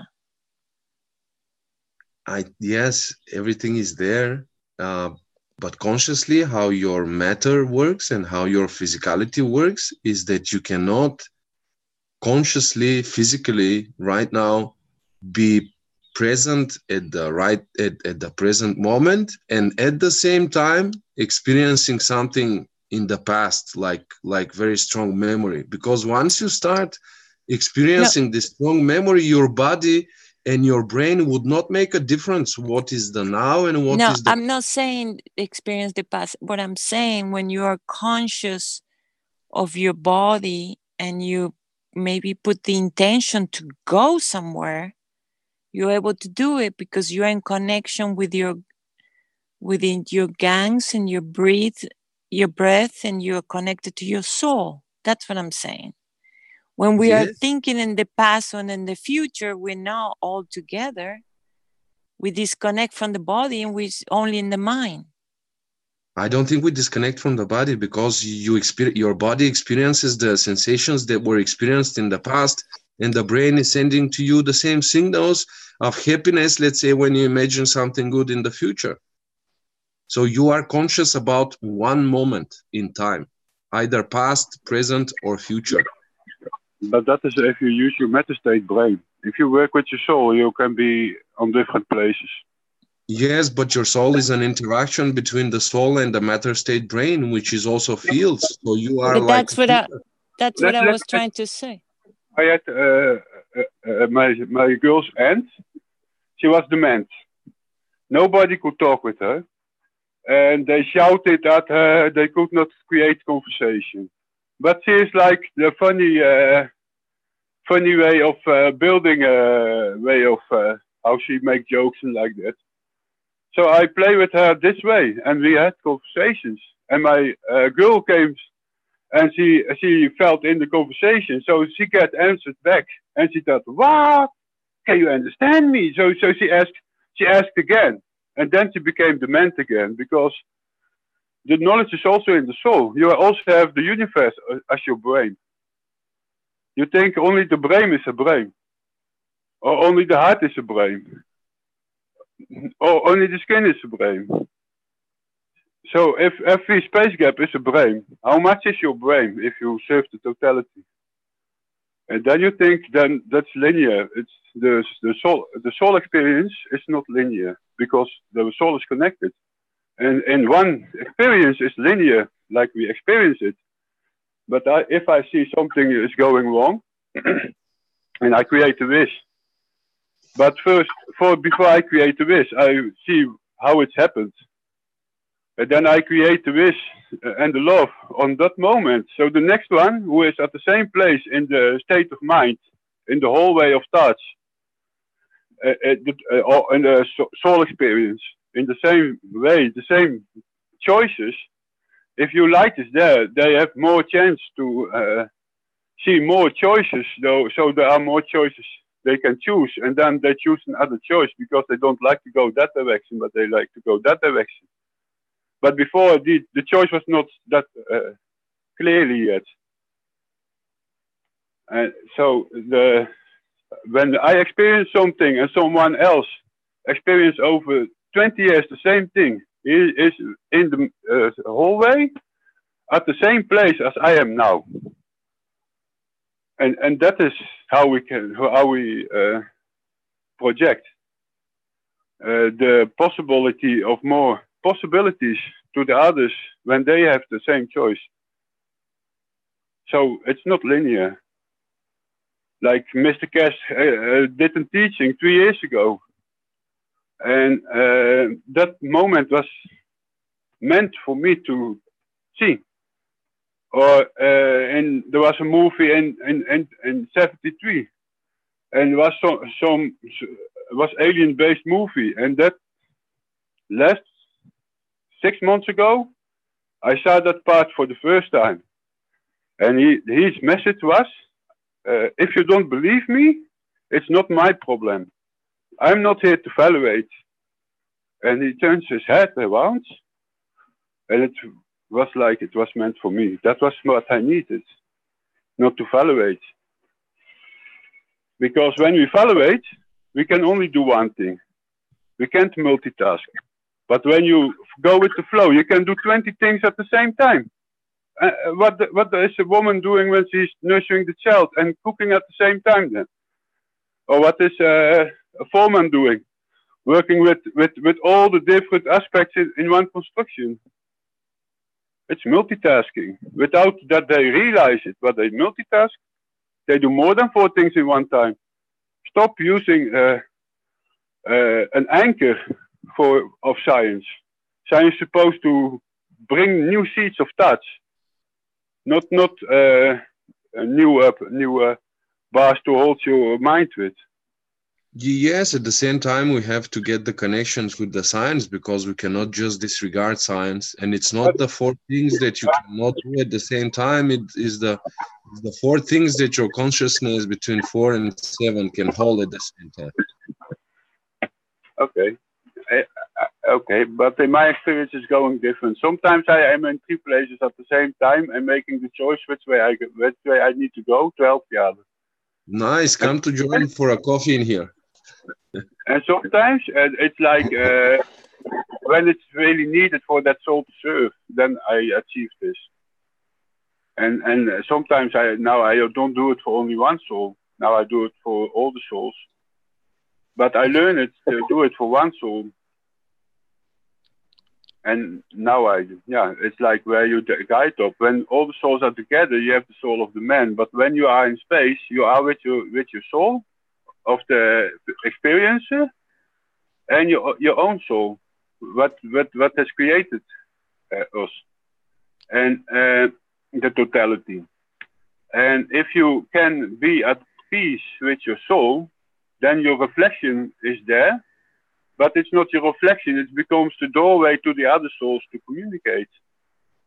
Because when I came and I started communicating, many people start getting bad feelings because their own reflection, they did not work that part out.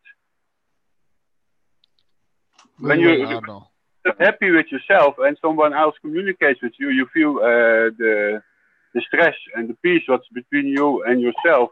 It becomes amplified because the energy there is to communicate, and that is where the kink was. But now we have learned it, and now the problem is gone. It became a new gift to the collective also. Can I jump in, please? Yes, you can, and I have to go. Sorry, I'm present, but I need to do my things. Have a nice day. Thank you, Arno. Thank you. Thank you. Well said. Well said. Good day, everyone. Good day, Rick. Thank you, Arno. Who speak about science? Can you define science, please?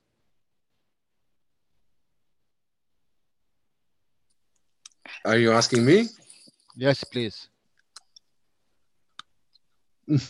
I don't know. I can search it up, but we all know what we hold as understanding about science. I mean, empirical, physically tested and proved things through some kind of apparatus. proved. Are you sure it's Yes. proved? Yes, that can be replicated through experiments and can be done, can achieve almost the same result, regardless of who is doing it and where. So as Mr. Keshe once said, two people come in sitting together, agree on something, pay to the third one and the fourth one, and they make science from that.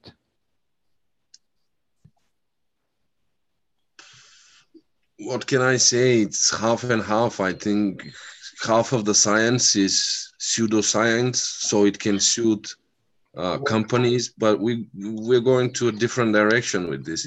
Exactly. And what Arno just explained is very beautifully, very, very beautifully. And that's to be multitasking. And how you become multitasking, let it flow. And this is the beauty in that. Beautifully say it, Arno. And well, I don't believe in multitasking. I'm sorry to interrupt. I don't believe in multitasking. I'm really good at doing one thing and I enjoy it. So why should be one over the other? Okay. Let me ask you a question, please. How much of your brain is working now in just this moment? 100%. Even more. Why the science said you use only 1 or 2% of it, and 98% not discovered or not, it's not working, or so what? So in that moment, in this time, sorry, you they are don't working. say it in the science. Sorry, they don't say it in the science. They said sorry. They don't say it in the science. They said Einstein used only 10% from his. They mind. Don't say it. Find the source. Who said it? When said it? Where said it? Don't go to generalities. It was written 30 years ago, 40 years ago, that Einstein told once the idea that humans are using only 5% of their brain, and it's just a saying. It's not a scientific fact. Please find you a source. Okay, Don't no go problem. for generalities that science says. Science doesn't say. What science say? 100%? Science is not a person. Science doesn't say anything. Find out the person who said it, why said it, or when said it, and where said it. Find the source, please. No, I think where from it comes.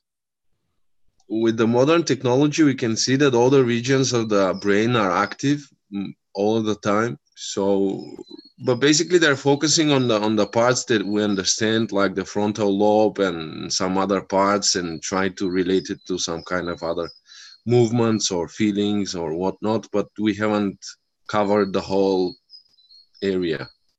There are so many body functions which are connected to the brain. The brain works all the time. It's not anything useless in the brain or unused. Nature doesn't produce something which do not be used.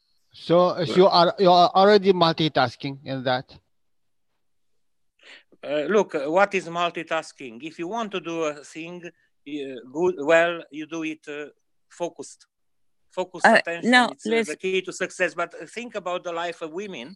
When a woman has to take care of the child, has to take care for the food to not burn in, and has to repair some clothes in the same time.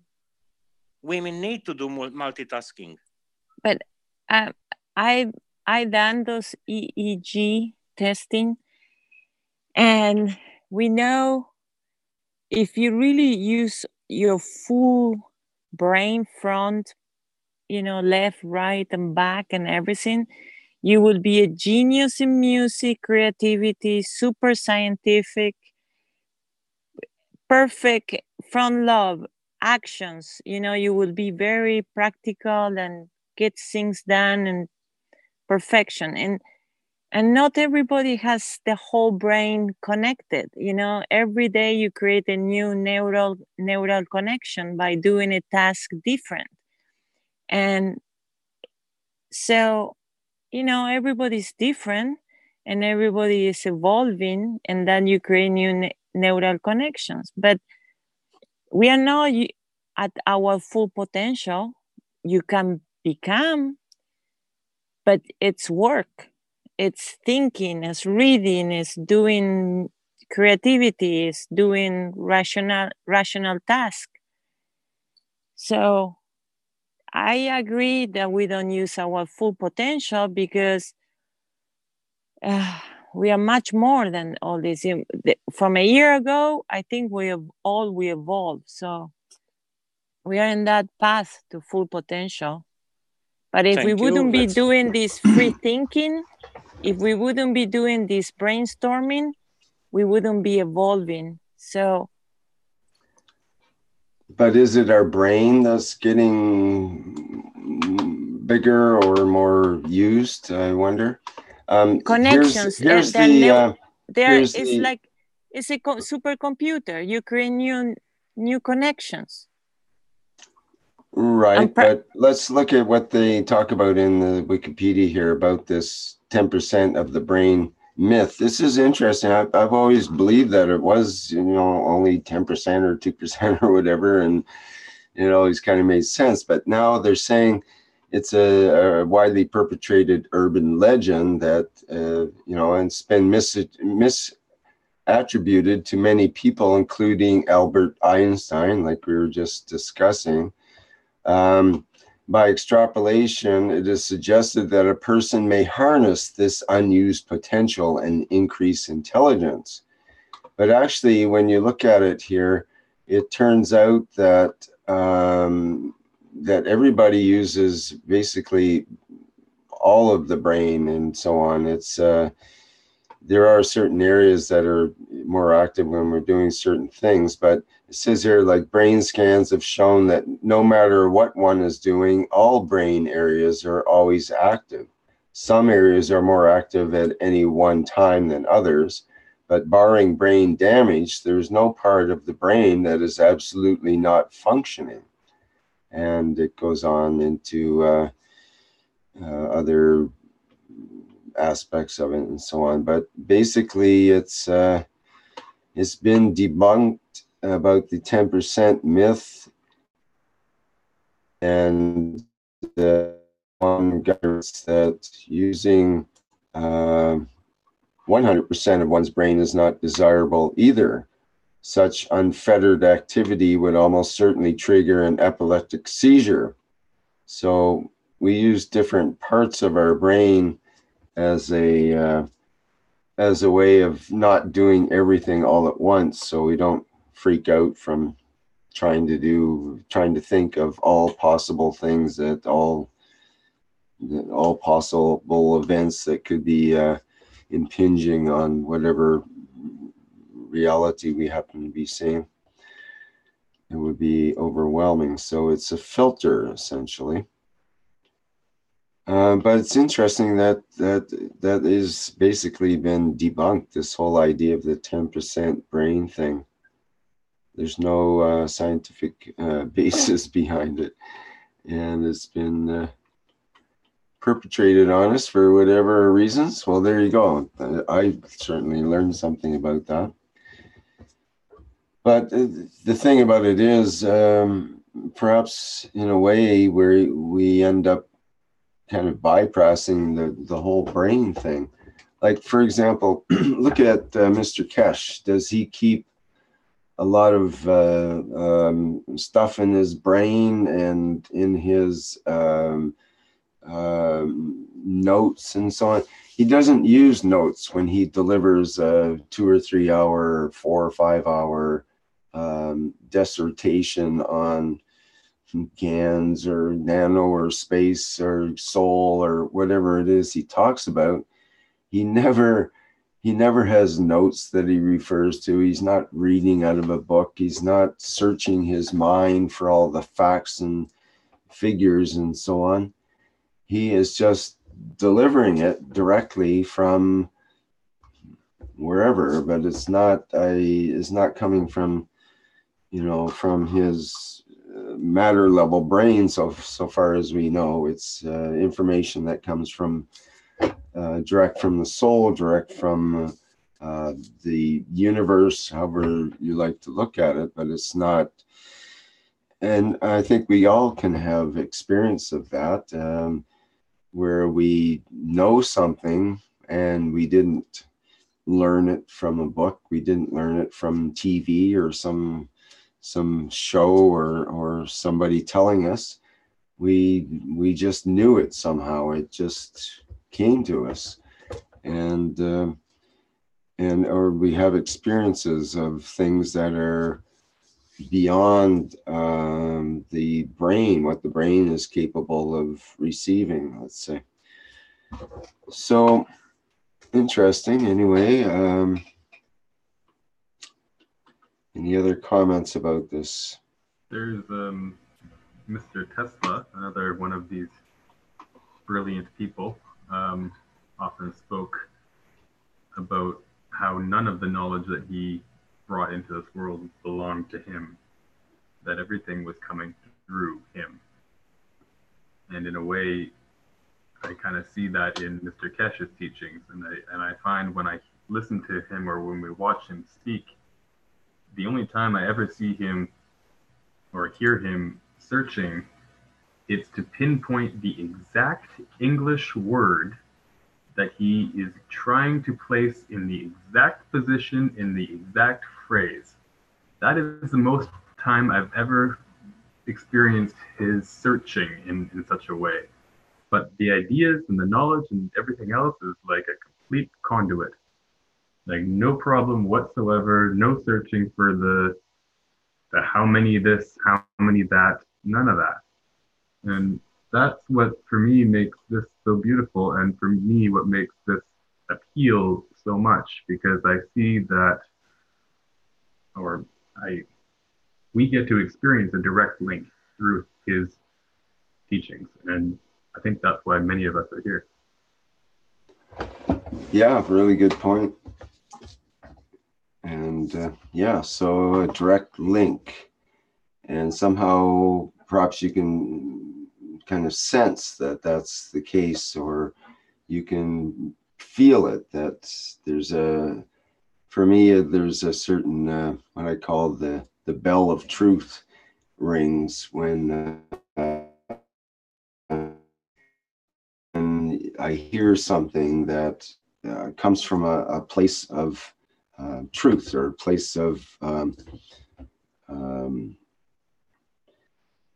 have you ever had authenticity?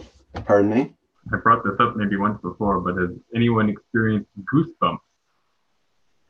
Well, goosebumps, sure. This is another word, and this is something that I learned from somebody else. I'm forgetting the name of the woman now. But I spoke earlier about these tricks of words that we've been taught, like time flies when we're having fun. Well, maybe it's not so true, but the goosebumps for me, when I heard this woman tell this, I was floored. And she called them the truth bumps. She just said, well, you've just experienced truth bumps, not goosebumps. Truthful for you. Yes, the truth. So whatever you just momentarily before hearing this, whatever it was that gave you that goosebump, that echoed truth for you. And as she said that, my whole body lit up, and I was just, oh my God, okay, perfect. I love it. So, in a way, it's these spells of these words that have been changed on us in order to keep us in this kind of a little box and not allow us to have the true freedom that I think we were all meant to have in this world, to be those creator beings and truly be in this kind of a world where we can be both the creator, having a fun time, instead of being the guy who has to pay for his bed that, he gets to sleep in and then wakes up to go and do the same thing to pay for the bed again later on. In a way, that whole world is what we here have to now, and I know we are doing this, to change the condition. So that just can't happen anymore. And in a way, we bring heaven into our lives, into our real world, in knowing that by the time we go back out into space and we have that mirror, like Arno put so beautifully with the Creator, that we don't feel lonely there, but we think, hey, you know, I just had this wonderful heaven experience on this little planet over here, made a lot of cool things happen, and, you know, I met all these beautiful people who were all doing wonderful things. I had a great time. And that's what I think we are here for. And that's what I would like to experience much more of in my life. And I mean, since meeting you lot and beginning in the private teachings, because that for me was the biggest aha was the interaction with the other beings that are here for the same purpose. That's what's the most beautiful for me.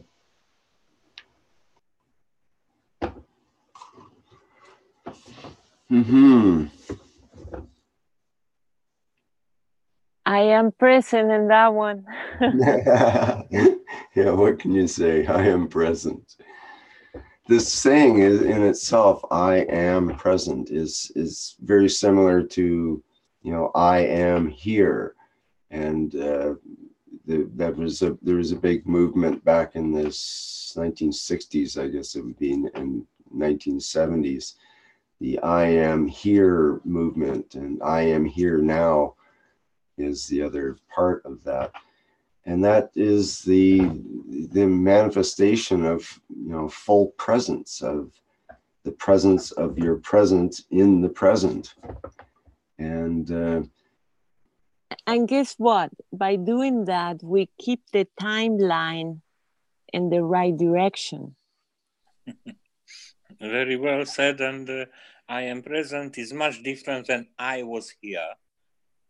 Like those who are tagging the walls used to make. I was here then. Nobody remembers. I was there then when it happened.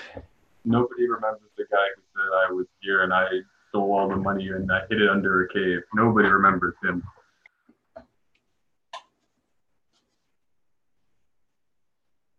But we remember the ones who made us feel good.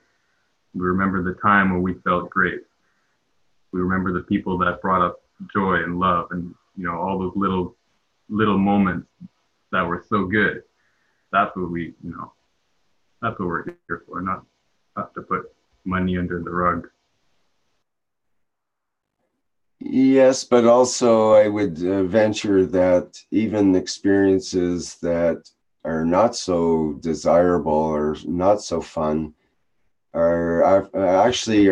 can be greater, and most often are greater learning experiences from a soul point of view.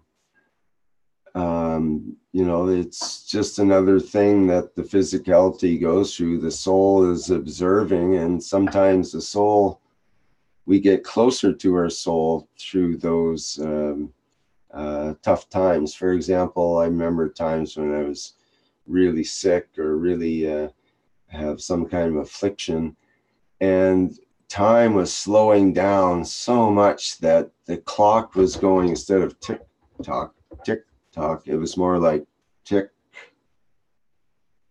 tock, tick, you know, like there was this eternity between each tick of the clock, which is basically a second normally. And the sound actually became the sound of this little, you know, wall clock. It's not a big grandfather's clock or anything. It's just a little wall clock. It's just that I don't even normally hear the ticking through the day, only when everything is really quiet and I'm tuned into it, usually just before I go to sleep or something. But when I was ill in this one particular time, there were days where this clock it took forever, and the pain was excruciating, the environment. But yet I remember that as a experience I went through, and I went through it in terms of finding a way to deal with the pain, finding a way to find my way through this intense situation. And to do that, the easiest way is to transfer your identity from the physicality to the soul, because the soul is not suffering in that way, and it relieves and enables you to observe from an unconditional or more impartial point of view. And the impartiality is the kind of the big joke about it, is that the soul just kind of looks at the suffering and so on and goes, kind of, so what? It's not necessarily, it doesn't have to identify with that suffering, and it's our physicality that goes through all these sensations and so on that are attached to the body and all of its symptoms and things, the fears of what might happen and all the multitudinal thoughts and feelings and conflicting stuff that's going on, and that's just in ourselves. And then if there's others involved in the environment, then we might be interacting with all those at the same time. There's a lot of stuff going on for this physicality, where the soul's just there observing, hanging out, and it's quite happy to just be wherever it is, if we are able to tune into that. And so maybe that job that's so depressing to the physicality, maybe once the soul kicks in a second wind condition or some way that we might be able to activate more of a closeness to that soul state, and it might find joy in the drudgery it was doing before, and suddenly it's sweeping the floors with gusto, and people are noticing and going, geez, what's gotten into Fred? He's in an awful good mood today. And maybe that affects them, and maybe they start to pick up, and suddenly everybody's starting to sing, and work with joy together, because it's, one for all for one and one for all kind of deal. You never know. So I'm just sort of putting this forward as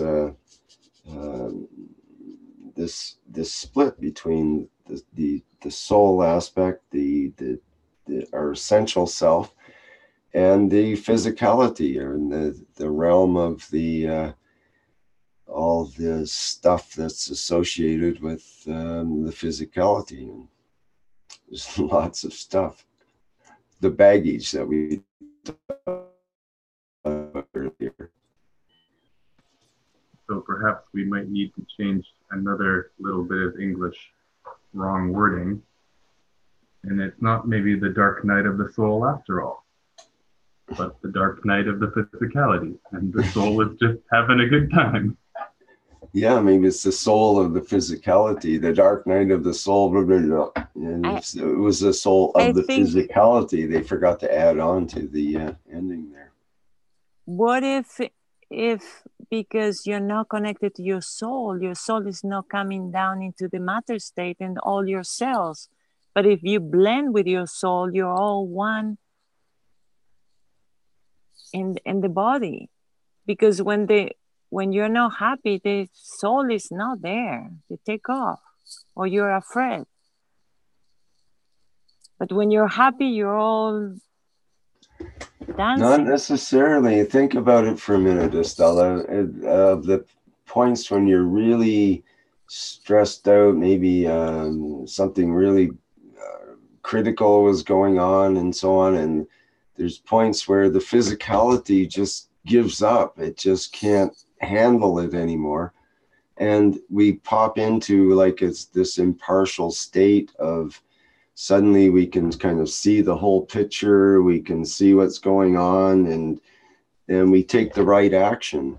It's like Bruce Lee, when he doesn't do his best work when he's just sitting around smiling and having a good time. He does his best work when he's totally stressed out with this big guy about ready to hit him with a stick or whatever it is that he has to defend himself and do a double, triple backward flip over with a half twist in order to get out of that situation, which normally he would never think of doing because he didn't have the necessity for it. There was no reason to pop into the soul mode where you do have that power of 18 Hiroshima bombs, and you're able to conquer anything and do anything. But what if you have, like, same as your matter state body, you have a plasma body. It is has the same shape like your matter body, but can come in and out, or why not? Sure. Well, there's many teachings, in fact, but some esoteric teachings that teach about this, not one body of man or even two bodies like the soul and the body, but actually 7 bodies of man. So we have the physical body is only the first body, and then we have what we call the aura, or what you're just saying, like a plasma body that's roughly the same shape as the body and seems to travel along with it. And then perhaps we have other bodies, such as the astral body or an etheric body. And then maybe the soul body is above those, and maybe there's another body beyond that in a way. So it's like the Russian dolls, one within another. And some of the bodies aren't necessarily attached to her physical body is the thing. So that's where we get things like astral travel and being able to do remote viewing and other such things. And some of that can be done while we're in the body by going inside and doing it, remote viewing. Remote viewers often get into sort of a trance state and do their remote viewing to look at remote places. But others might actually travel in a body, one of the bodies, astral body, or what is it, the etheric body, you might call it. There's different disciplines have different names for these bodies, but some of the teachings go back many thousands of years, and there's still basically the same teachings about these various bodies and how they can be exercised as such or developed. And that would be under, that's part of what evolution is all about, is being able to move to the next higher body and to be able to move from body to body at will. So that if we need to use the physical body and there one other body, or some particular body, if we need to use the astral body, we can move into that. And then perhaps when it's time to die, we can voluntarily move to the next higher body that's not attached to the physical body and just carry on like we've already practiced through our lifetime. You've been practicing, right? You all have been practicing, right? For the last 20, 30 years, 40, 50 maybe. Of course you have. What, you haven't? Well, maybe it'd be a good time to start thinking about it. So isn't that what going to space is all about? Taking a body and going to space. It's just a matter of which body do you wish to select. And if you want an eternal body, it's probably not a good idea to pick the physicality, because chances are it's going to die if it's the same as all the other billions of physicalities that have already passed on this planet. So it's not a good one to stick with for the long term, let's say. It's a great one to transform with on this planet, though. I think that's the big advantage of being on this planet and in this body, is we get to work with it as a transmutational apparatus, or have the potential that it might be used that way. Some of us humans, it's just all about the fun. Just here for the beer is one of the sayings. I I don't drink beer myself, but I do. Are you just here for the beer? Sure, bring it on. See, as soon as you mention the word beer, then suddenly our minds get attracted to that word, and we think about beer, and do we like beer or not like beer, and what kind of beer do you like when you like beer? What is it about beer that you don't like? And blah, blah, blah. All these associative mind functions start kicking in as soon as we're reminded of certain words. And this is both the power of words and the beauty of them in many ways, but also the trap of words, because we can get, our minds love to get involved in thinking about things, and our brain gets going, and as it says, it's all of our brain tends to get active.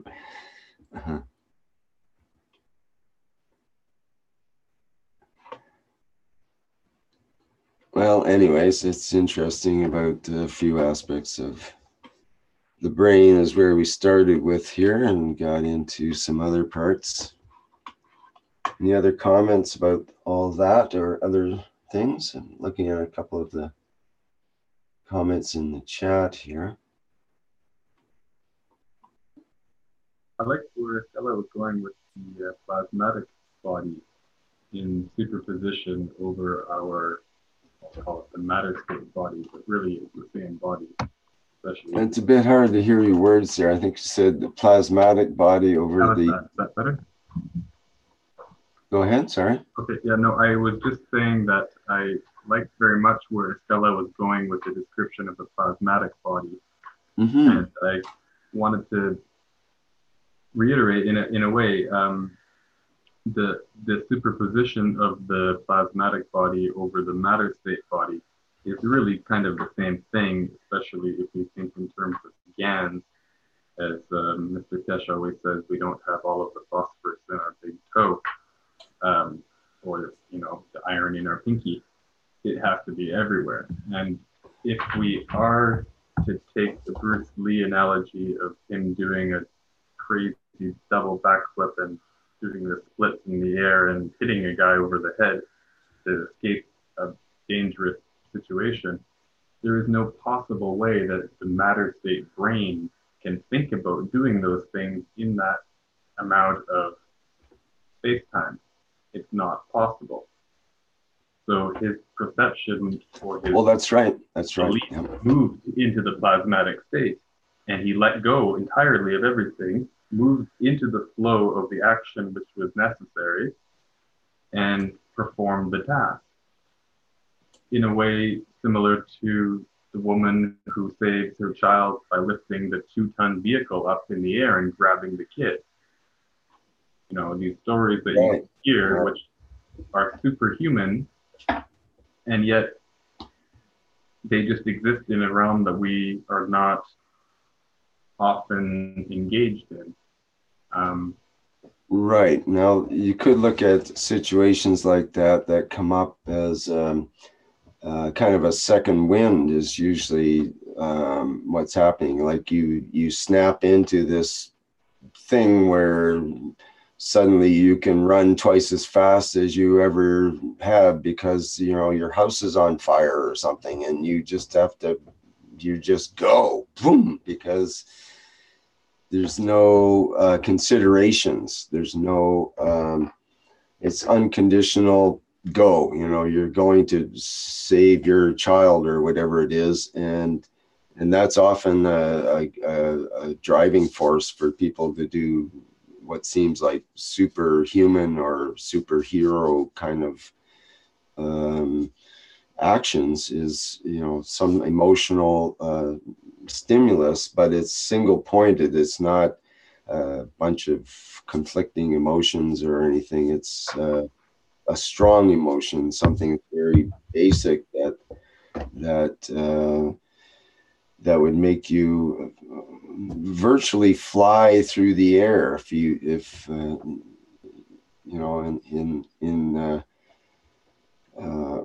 that you couldn't consciously try to do it like by jumping through the air, but you find yourself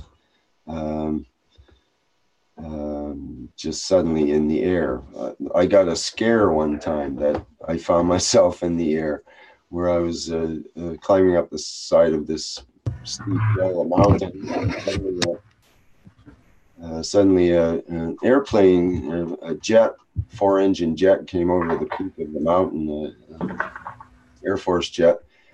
And it scared me so much because you couldn't hear it until it was right there, just a few hundred meters from the Nikolai, your microphone, you need to mute it when you're not speaking. There's a lot of sound coming through. Thanks. So I was so scared that I literally jumped straight up on the side of this cliff, basically, but straight up about 2 feet in the air, and found myself in the air, dropped down in the same spot. But I just found myself there because it was beyond thinking about it. There's no thought or anything. The reaction, the body, the muscles. And I couldn't have jumped that high if I wished to by consciously just trying to jump that high. So it's interesting, in certain circumstances, we can snap into a different state.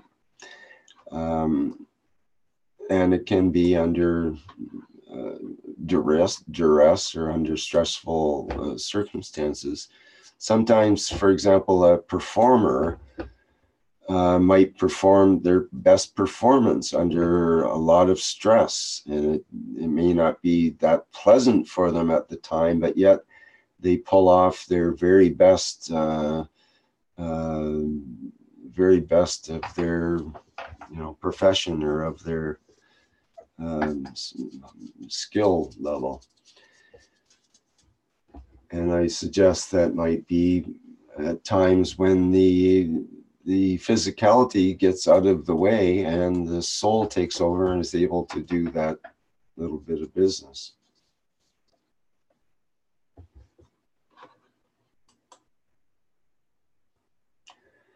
Okay, well, maybe we should diverge into something else here. And I see Christian says, I can show a little container with deuterium showing colors. Are you still there? Can you do that now, Christian?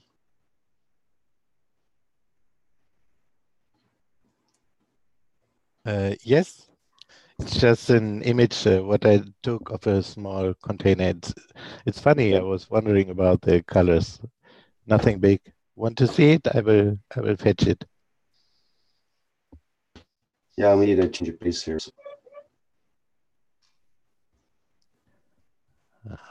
Okay. So can you, are you able to share okay? I think so, yes. I will just share an image.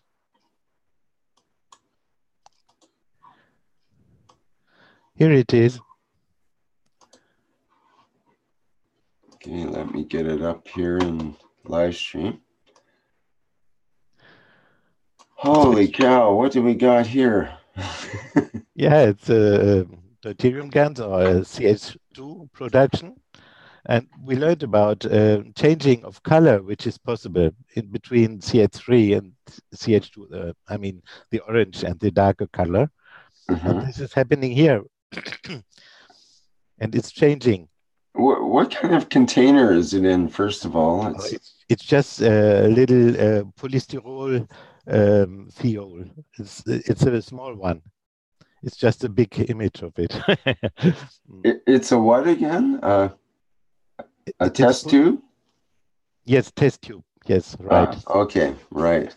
And it's upside down, the test tube. Yes, is that right? Because they are round at the bottom or at the top, so they can. Yeah. Okay, so you've got. Was it always upside down, or you just turned it upside down and it went this way? Like, is it? Was it in position and it slowly turned color like this, or what? Tell us what the history on it a bit.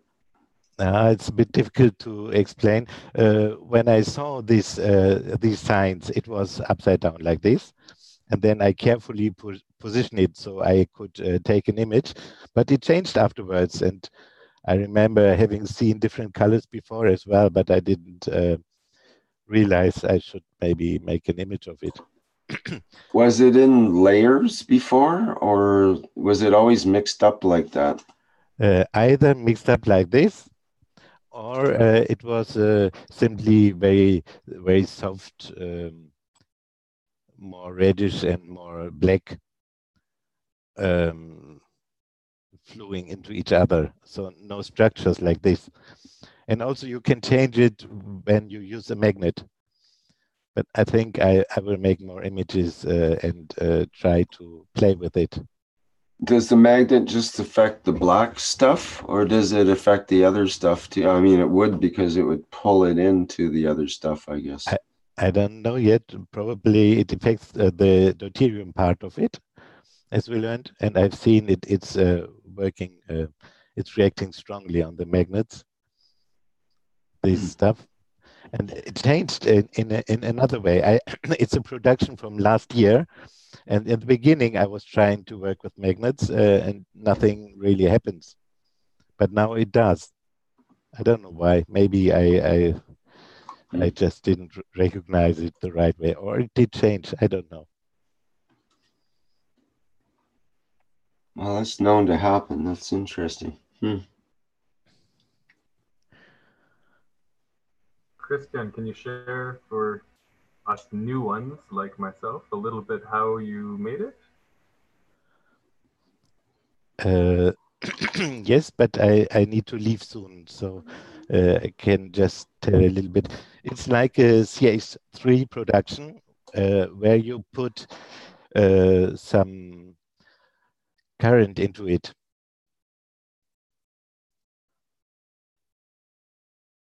Positive to the zinc-coated iron plate and negative to the nano-coated plate, and then it will start bubbling the water, and the production will go very fast, and it will become dark or kind of black or kind of green or kind of blue.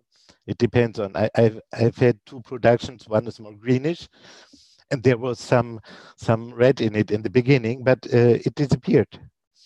So I now understand why. I did not know why this happens when I saw it first.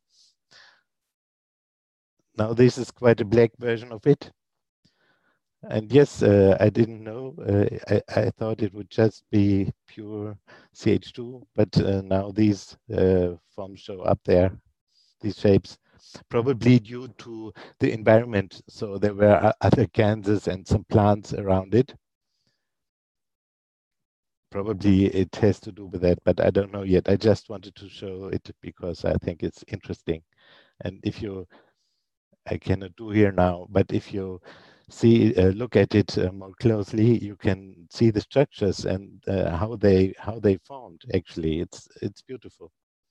I've put it into the for students into the plasma practical plasma group. So maybe you can enlarge it there. That's it. I have more, but I have to leave. Maybe perfect. Thank you, Christian. Next time then. Very cool. Looks like the eye of Jupiter somewhere. Yeah, right. That's what it reminds me of. Exactly. Thank you. What did you say? I couldn't understand it. The eye of Jupiter. It looks like the storm on Jupiter, the big red dot. I will try to influence it and to let it form something I would like to see. I mean, why not? Yeah. Yep. And is this a computer in the back? Because maybe it can create some kind of not interference but interaction, and that's why the material is changing. Yes, there's a computer in the back, but it was only placed there for the photo. And before it was 3 meters away of it on another table. Okay. But as I said, there is some GANSes around it, and so there it's best where possible that there's some influence on it. I think so. There has to be reason.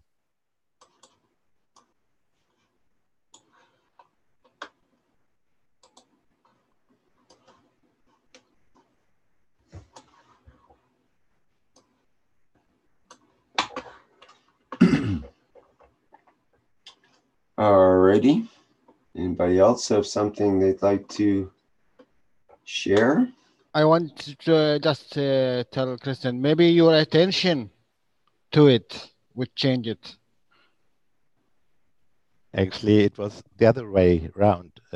It got my attention when I saw these colors, and it didn't get attention before attention. When you start to produce that before, how long? Please ask again.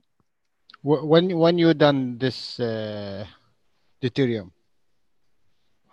The deuterium is from last year, and I did see these kind of shapes some days ago, and then I made a photo of it. I did not see it before. Sometimes, you know, it's like I play with them. I have them here somewhere. I take them into my hand. I check the fields of it, and suddenly these colors showed up. I don't know why, really. You remember when Mr. Cash speak about it to change deuterium, the colors of deuterium? Maybe in that time you change it in your thought. Yes, probably actually, because it did happen then. Yes. Okay, well, we have to let Christian go because I know he's gonna.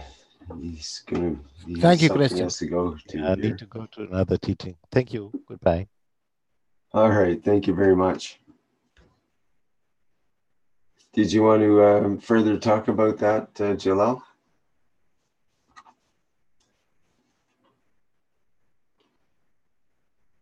Or anyone else? Sorry, Rick, I'm at work. But we speak about it, me and Christian, last time. And maybe in that time he put attention to it, you know, to change it. Because when Mr. Kai speak about something, we think about it, you know. And then maybe, and he already have it, and he already done it. So he is connected to it. So that's why I'm saying maybe it's from your attention is changed. Because you're adding to it or you're taking from it, you know? Absolutely. This is the difference between the science definition that we came up with earlier, which the experiments can be replicated by any time and anywhere to produce the same results. But in this teaching, the operator makes all the difference in the way the materials that are produced turn out. Like everyone's GANS is different, and it's different according to the local conditions as well as the person that's operating the experiment. So, or the people that are doing the experiment, people present in the experiment. You know, Rick, what is the difference when I speak about science? I'm not against the science, but the science do not give attention to the intent and the soul. They're dealing only with matter. Specifically try to get rid of all that. That's the whole idea with science, is to so-called be objective and impartial.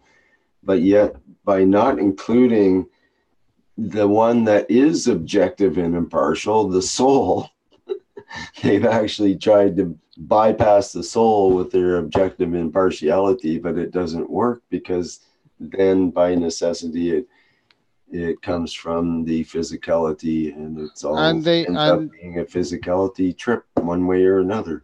Yeah, and they bring all the sources, all the ideas, all the theoretic things to make it happen in matter state. Yep, and it will all prove out in the matter state. Is the problem with the matter. And yet at the same time, you can bypass all of that and go directly from the soul perspective, and it makes things much simpler and easier in many ways. Okay. have a funny GANS experiment. I'm just trying to grab the photos for it. It's not in any way deuterium, but it's yeah. I'll show. I'm just collecting the last two pictures, and I'm going to email them to myself, and I will be back in a moment. Okay.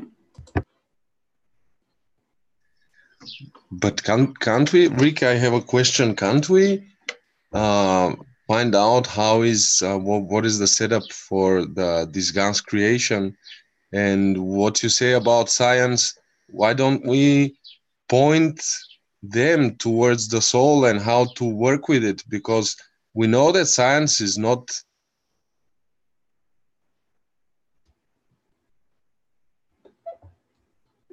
what? Hello? Lost your voice there. We know that science is not.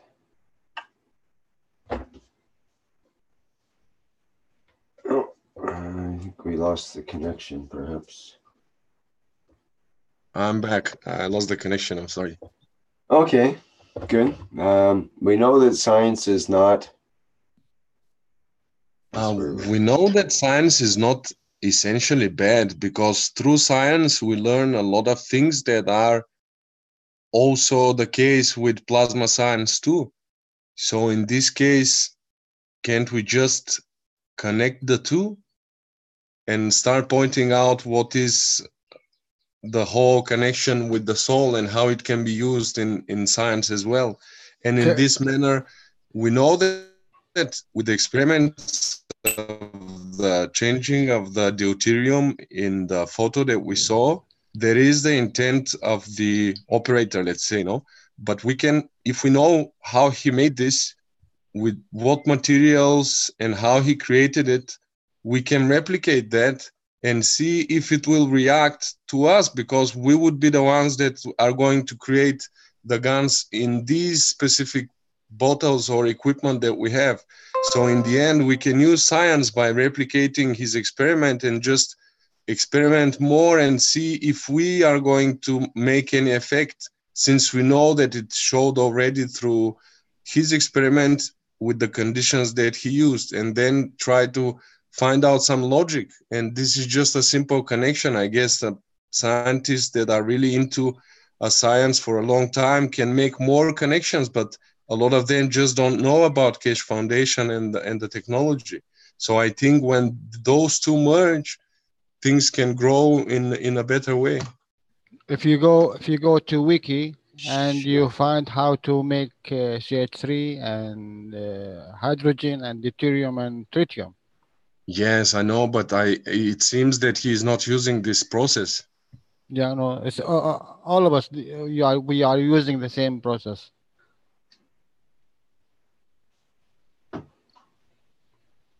Okay, with the same material and conditions, everyone is using the same process to make nano-coating and then GANS, and then using it in different conditions too. Here and there, minus plus, that's all. But do you know how to make deuterium? Yes, but I never done it. Why? Do it. It's easy. I'm still at the nano-coating and GANS production process. Oh, okay. in a practical terms. Okay. But I know the process of the everything else. In Wiki, you can go in, and it's very easy to even nano-coat and make the GANSes and make all that CH3, deuterium, tritium, hydrogen. It's really easy. Need little bit understanding, and then from there you can do everything, and then you will see your thoughts in that. Now it's your intelligence come in, not the science, because you need to understand, not to learn. This is the difference. In science, you need to learn. In plasma technology, you need to understand, because you already learned it before. So it's more like spirituality, like spiritual science. 100%. But I believe those two can get together. Like there's been always a division between science and spirituality in a way. You cannot split one from the other. It's like magnetic and gravitational. You cannot split one from the other. Exactly, and now it needs to manifest into a merging of the two, because by now they have been divided. And we know that in religion, some claims in the future have been proven by the so-called science. Every one of them take his science and he thought he's the right. The religious guys took the spiritual way, the soul way, and they didn't do anything with it. And even the science and the matter say they didn't do anything with it. I agree with that too.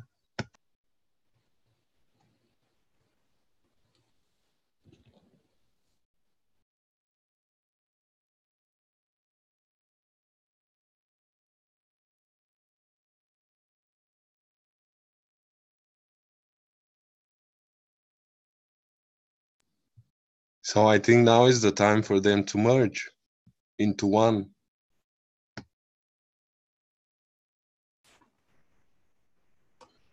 Well, perhaps the scientists will finally actually find the so-called God particle, and it'll be inside of them.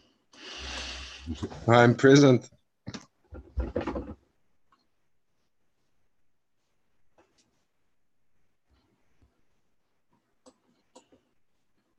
Present with that wish. I am also present with my funny little photos here, if anyone would like to see. Roll them. Okay. Can I drop multiple photos all at once into the share, or is it one? No, well, no, you should bring up the pictures you want to share and then show them one at a time. Otherwise, we'll see your desktop and that kind of thing.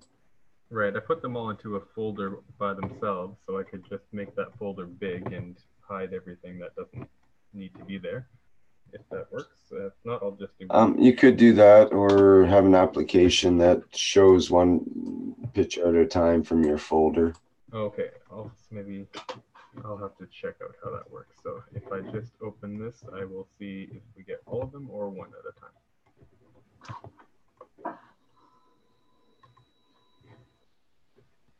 Probably coming through preview or pages or image there. Okay. Do you see the scrubby pad? It looks like the famous scrubby pad. Okay, so as I decided to purchase some scrubby pads from my local little shop, they are probably not entirely made out of copper, as I found out, because some of them turned very beautifully black, and some of them have this delightful orange color in there also. And I was about to throw the orange ones aside and put them in a separate box and just use the black ones for the purposes that I was using them for. And then I got to unwinding this guy because I thought, oh, maybe I haven't got it everywhere. Maybe it's just in one small corner. And so I did so. Are you seeing the next photo? Yep. So that's the same picture. And in a sense, there wasn't very much of that orange anymore. It was at the ends and kind of in the middle. And I thought, okay, well, what's the use of throwing this away? It's like, maybe you can put it in some salt water and maybe I can make a GANS from it. So here that is. And I have a tiny little LED on the top. I don't really know if that was going to do anything, but I put it in because that's what every one of my other ones has had. So I just found two spots where I could try to connect them, and I did that. And then I left it, and I didn't really think much more, apart from eventually clearing the table of the papers. And eventually a line showed up. And that's when I became a little bit interested.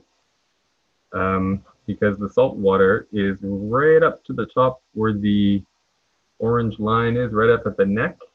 So, 85, 95% full. And the line kind of showed up, if I go back one photo, similar to where that the scrunchy bit was, like the small compressed area of that scrubber. And it's a guess because I don't really have any other idea as to why it showed up where it did. So I let it go and I let it wait and continued. And then I got some more lines. And then I heard a teaching of Mr. Keshe talking about the rings of Saturn.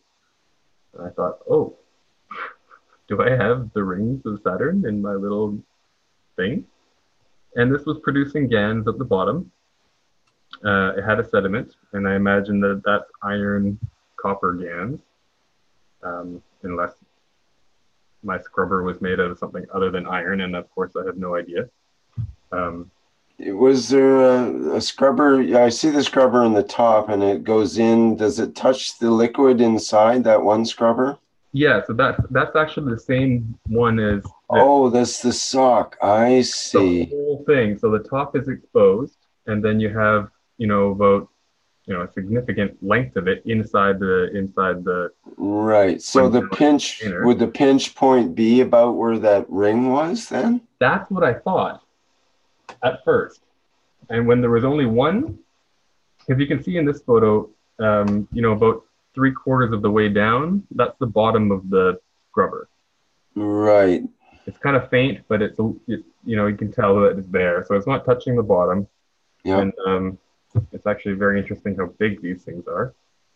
Yeah, I've never seen one undone like that. That's quite incredible. I didn't either. I was going to cut off the bits and try to nano-coat it again, and I'm glad I didn't because it showed a funny experiment. So that ring that shows up the first time, it's a little bit below where that pinch point is. But that was my first thought, was, oh, it's the pinch point. Maybe that's where it's tighter. And so that's maybe where the field went out from. That was my first thought. But then I got multiple rings, and I didn't touch this. Apart from looking at it and kind of going, oh, wow, it is working. It is making GANs, okay. And I continued to leave it. And there's no current, no nothing that's gone into this. Regular 3.5% salt water. In my other experiments, Rick, from a couple weeks ago, you noticed all of the salt on the outside of my boxes.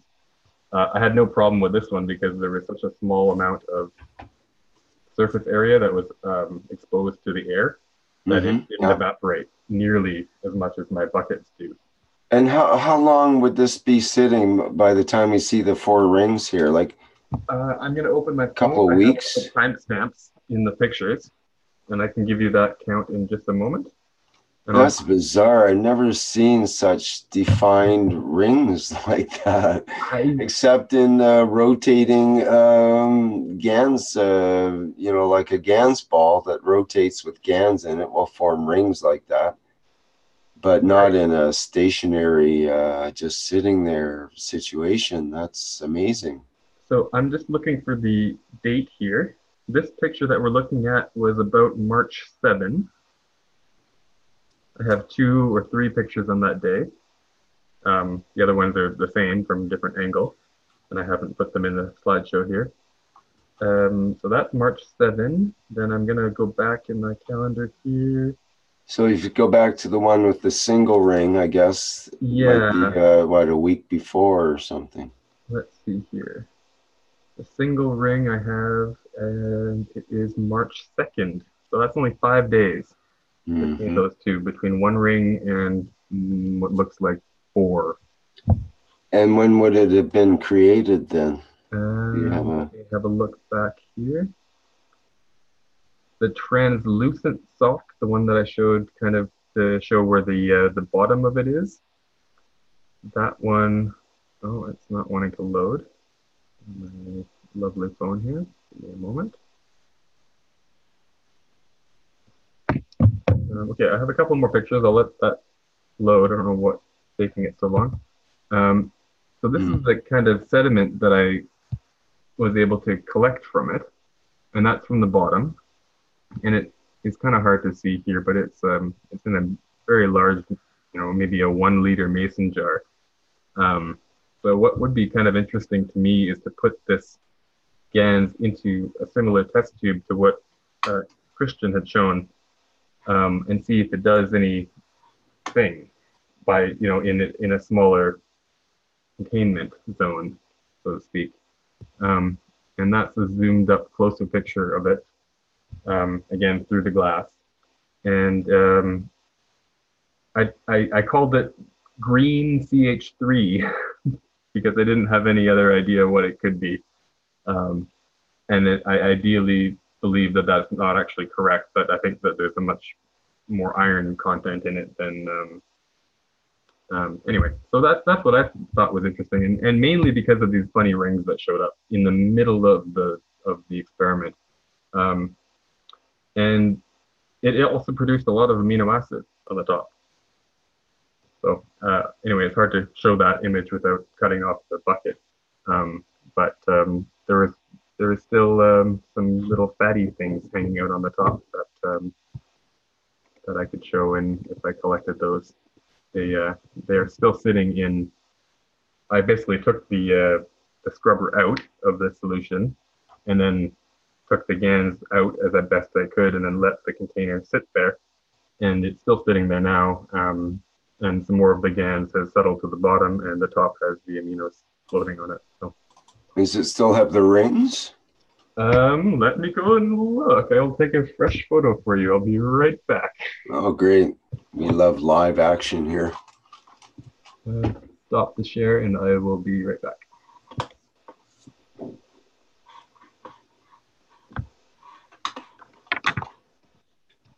Well, what do people think about those lines in the GANS container?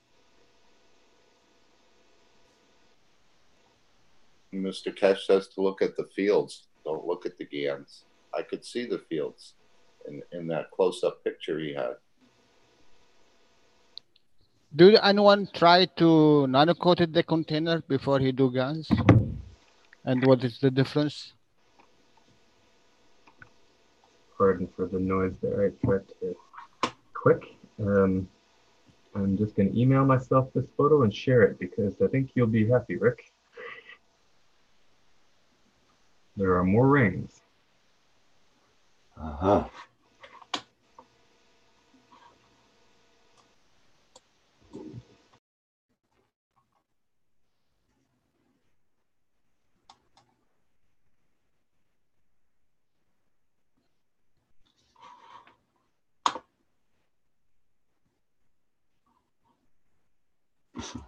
I'm just seeing the auto transcribe on YouTube. And every time we say GANS, it says guns. Hey, Rick, I have as well a deuterium GANS that had the same effect like Christian. If you like, I can show it later on. Okay. Mm-hmm.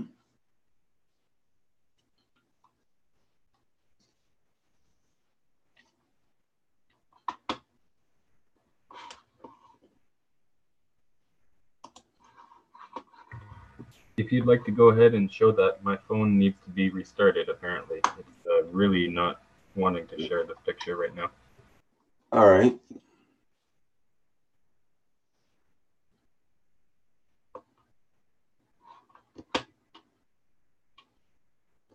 So you want to go ahead, Sebastian? Just before that, I just wanted to add that the computer auto-translate does do some funny things. I know Fabio came up as Bobby Orr. Bobby Orr? Player. Fabio. That's great. Thought you'd appreciate that, Rick. All the Canadians are laughing their socks off right now.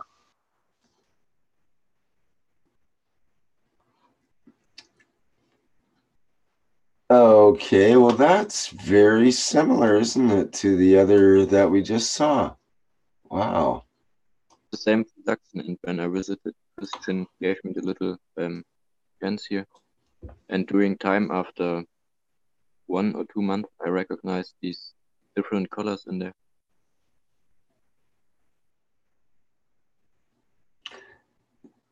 Wow, it's in the same size test tube almost too.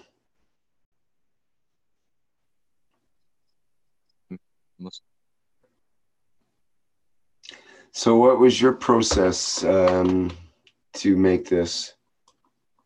I don't know. Kristen gave me, and I had it with me some days. Oh, okay, I got it. Mm-hmm. Yeah. It was where I just got to you guys, and he gave it me right from the beginning, and so I didn't have any idea how to do it. Looks like it would be a new kind of art form could be created with this or something. It's maybe if you shine light through it or put it on a piece of paper, maybe it would form certain images.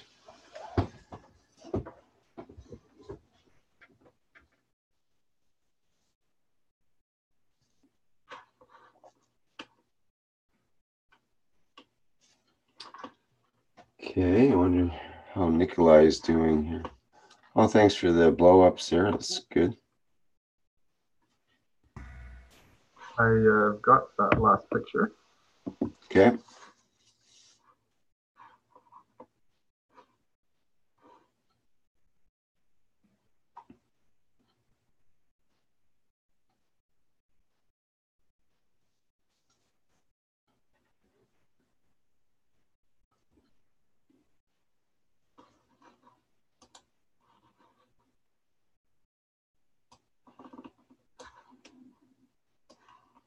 Wow, look at that, eh?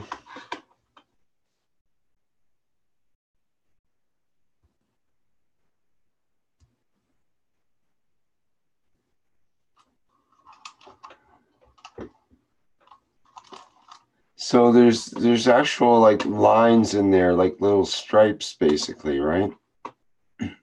And we don't see that through the rest of the container. There's almost lines in there, but it looks like in the bottom part of the container, but it's probably just an artifact of the photo. Well, in the bottom is actually a remainder of the GANs, which I hadn't been able to collect. Right, but I see above. I didn't have a syringe nearly long enough to get there, so I had to pour out what I could after I took the scrubbing pad out, and then I left the rest and let it settle again.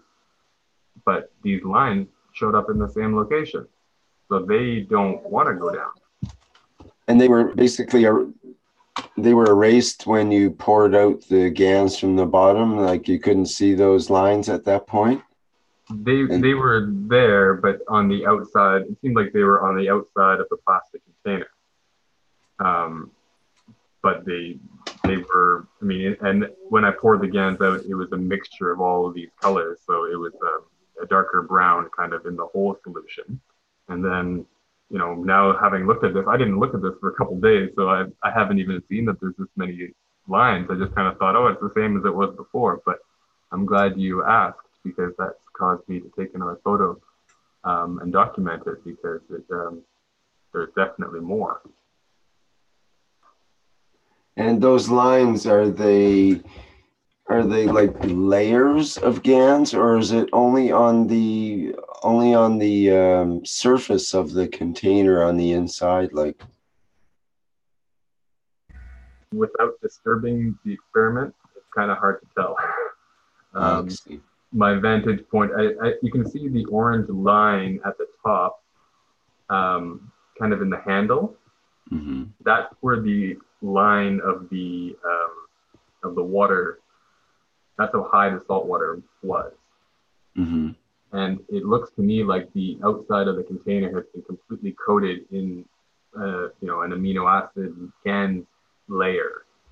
And I don't know exactly if that's the case or if it's just stained the plastic. But, you know, if I cut this thing up and poured out the liquid, I could find out if those layers are fixed in there, or if they are slowly growing down the container, or what. But it's certainly a little bit Strange.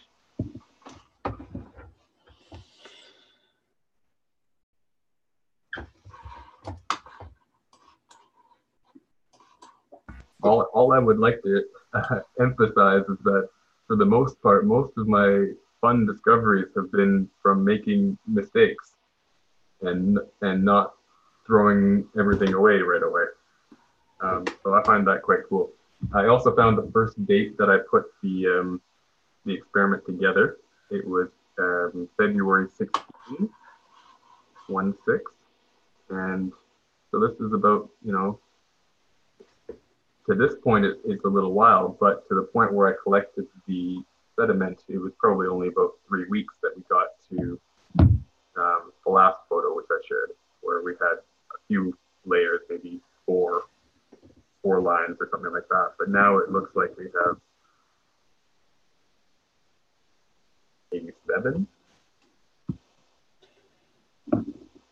Yeah, it's quite unusual. It looks like the it's called the Faraday lines or Faraday effect, where you have multiple in a plasma. You can have multiple layers of the double wall plasma sort of thing. I showed a picture of that, and in fact, the picture in the plasma group for the live stream shows that in a plasma in a vacuum chamber, and you see all the layers of activated gases inside the plasma chamber. Looks very much like that. Well, any comments from anyone? Has anyone else seen similar lines forming in their GANs in the middle of the container? Of course, we see it on the top sometimes with certain materials or with the amino acids and so on. And we see it on the bottom with the GANs, or if there's 2 different kinds of GANs, you might have 2 different colors on the bottom and that settle out in different layers. But in this case, it's just sitting there in the middle of the container, and it would have to have I don't know, the fields have to be affecting it, because it can't have a neutral buoyancy that's just happens to be right in between the upper and lower parts of the matter level of the liquid and so on. It doesn't make sense. What's going on? Was that container a brand new container, or was it previously used for something else? That's a good question. Like there might have been a residue of something at that layer in the container, like a right. But the one line that he had enlarged, you could clearly see the fields as someone who made, let's say, ice cubes with CO2 water, where you could see the fields.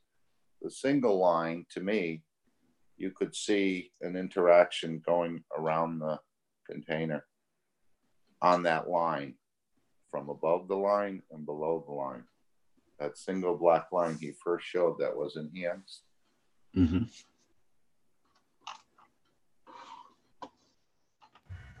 The container was previously a distilled water jug, and so I have many of those. Wow. So I decided to reuse it, but I don't know. I mean, before I received it, it could have been, but I kind of doubt it. Yeah, you would think it would be a normal, not have a ridge or some sort of line in there, for example, from etched in from a sugar solution, and maybe it had a sticky line in there or something, or from something evaporating and leaving a line. But that's a long shot. I mean, the only thing I can see in looking at the container is that is very close to the location of the handle. And so what Mr. Keshe has often talked about is the neck of the Coca-Cola bottle being different. So is there a chance that the makeup of the handle can be considered here? Well, there's certainly some good logic behind your reasoning there. but it still seems pretty bizarre that there's this, they look to be about a 1/4 inch or 3/8 of an inch line thickness, regular all the way around. It was just like it was painted on with a magic marker or something. It's so bizarre.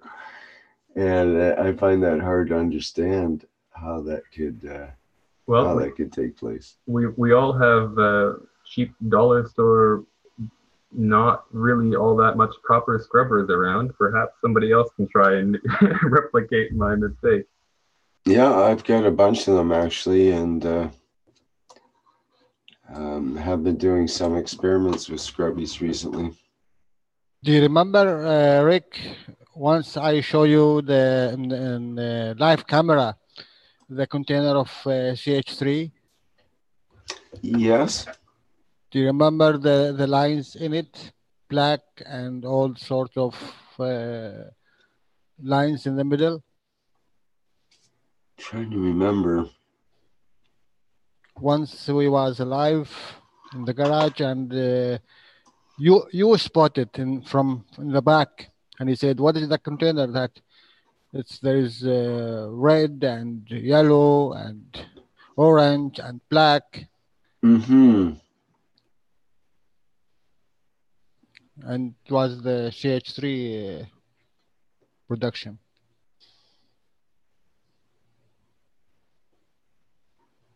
It seems a little bit similar to that. Yeah, Mark mentions it's similar to the moss agate stone used in jewelry. Mm-hmm. Hello. Well, I have a question about the CH3 kit.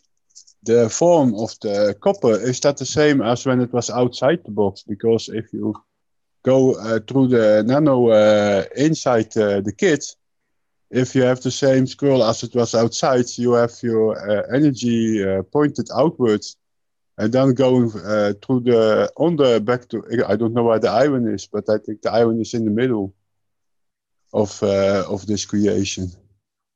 So if you have like the bone, the head of like it was outside, it was the scroll backwards. If you go back to the picture when the copper was outside and you follow the stream, then you see because you have the scroll back. If it's like that, you have outward forces going outwards, and then you get this nice settlement. That is where the energy flow turns back to tries to find the way back to the iron, because the iron is the min in electro world.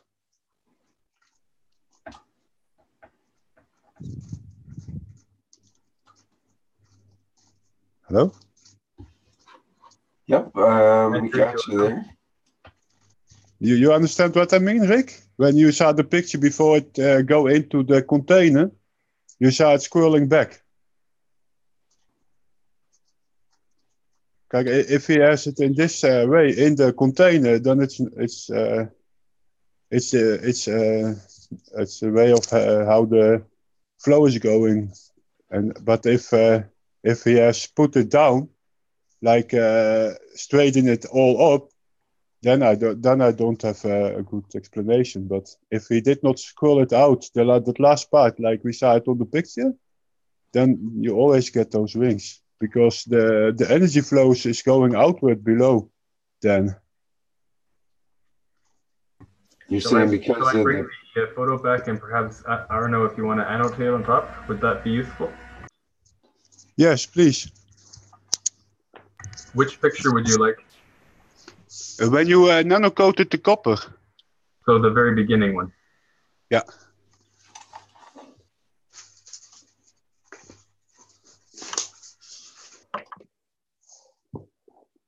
Okay, just a moment. I'll go grab it. Okay.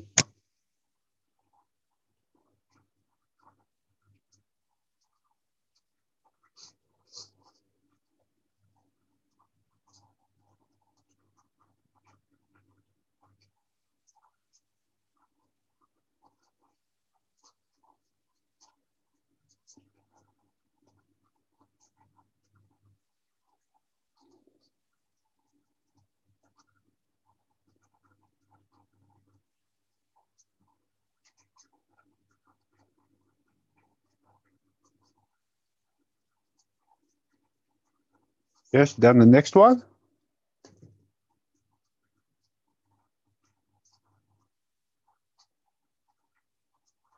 You see the squirrel. Wait, I take a pen if...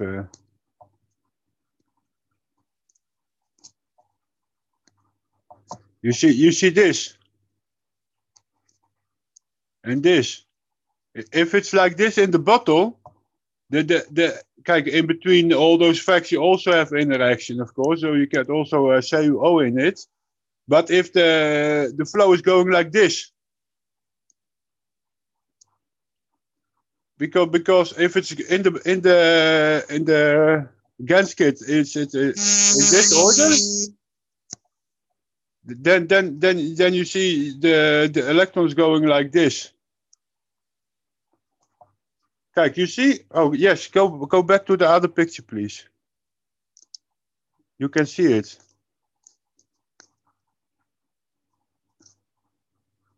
You can do the photo with the sherry can?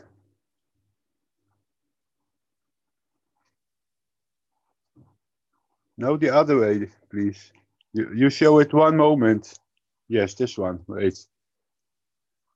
You see this? You see this? It's like going like this.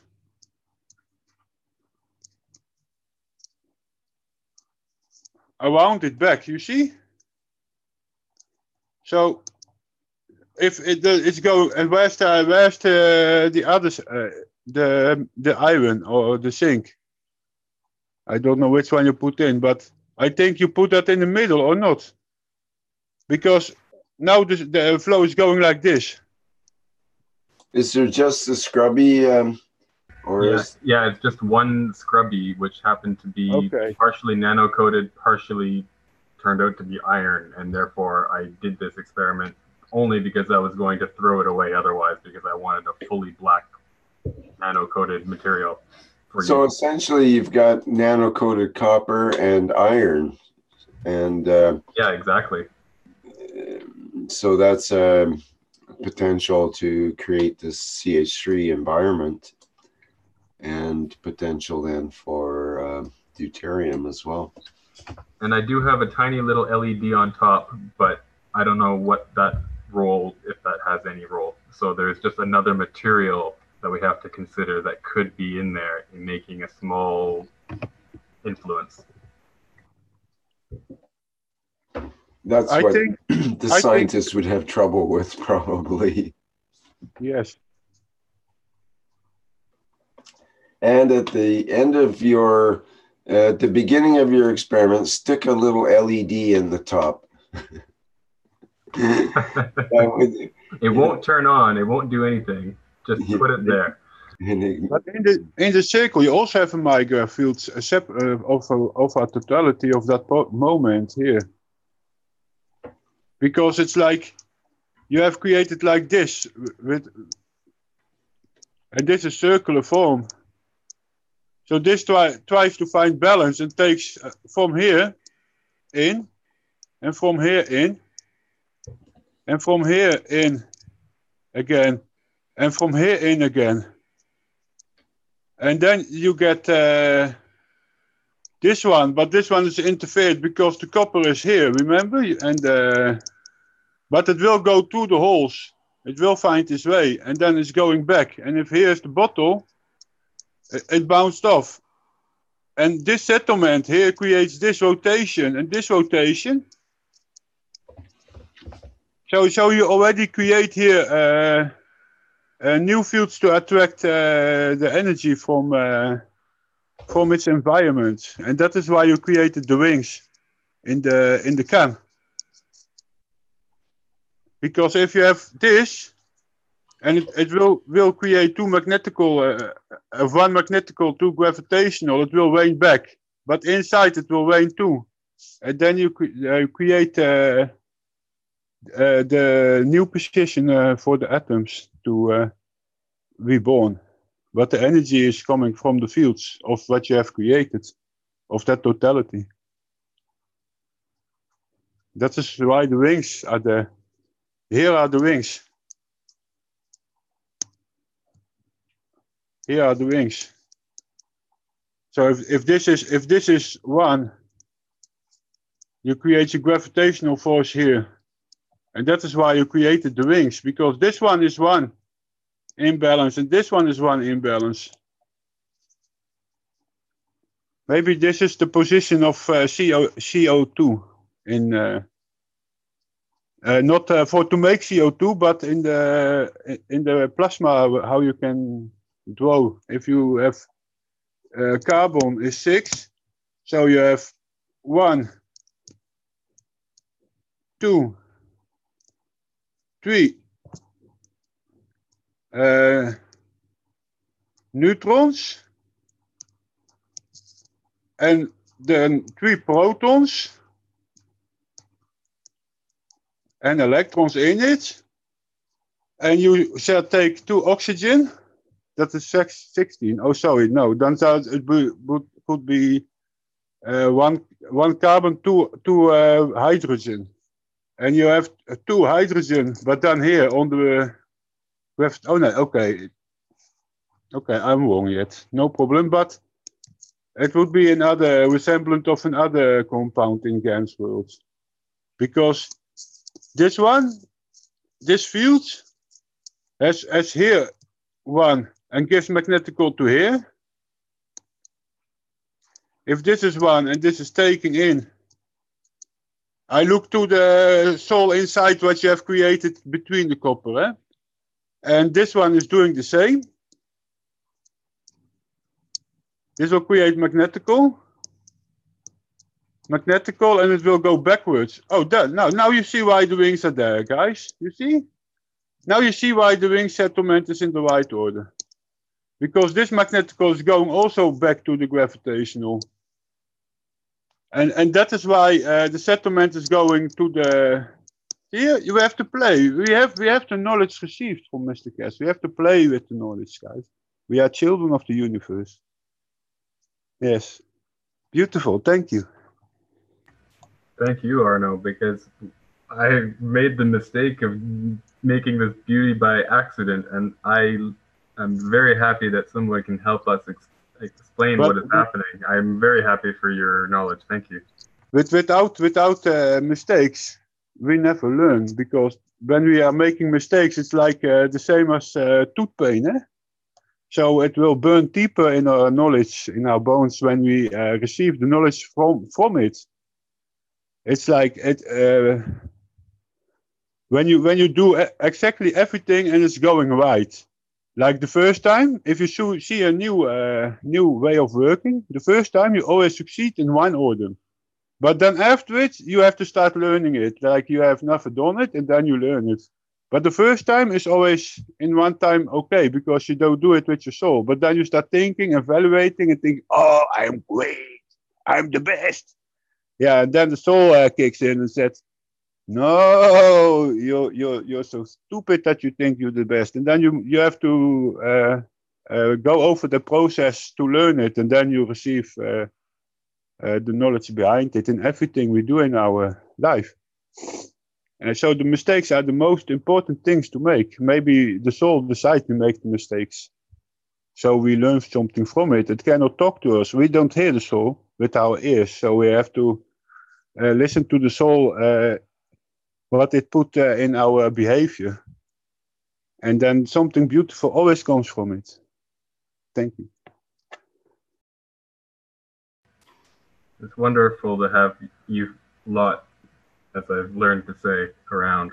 I find it great. And in a way, I maybe did this experiment with all of you lot pushing me to do it. You know, make the mistake, young blood, make the mistake, make the mistake. We are waiting for you to make the mistake, and we will show you again when we see it.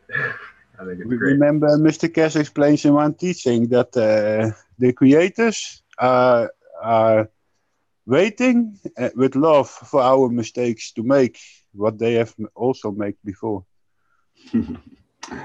Yeah, good point. Well, we certainly got lots of mileage out of this mistake, so... I will stop the sharing. It's beautiful. I will stop it here right now. It's great. Yeah, well done. Far more than I could have expected from my little accident. Well, certainly a mind bender has got me thinking. I like the shape of this pad when you've unrolled it. And like Arno was pointing out, it is like a giant toroid, and it's got an internal structure, and it's got the toroidal potential there. So, and one end is in the atmosphere and one end is in the liquid. So that's another interesting aspect there.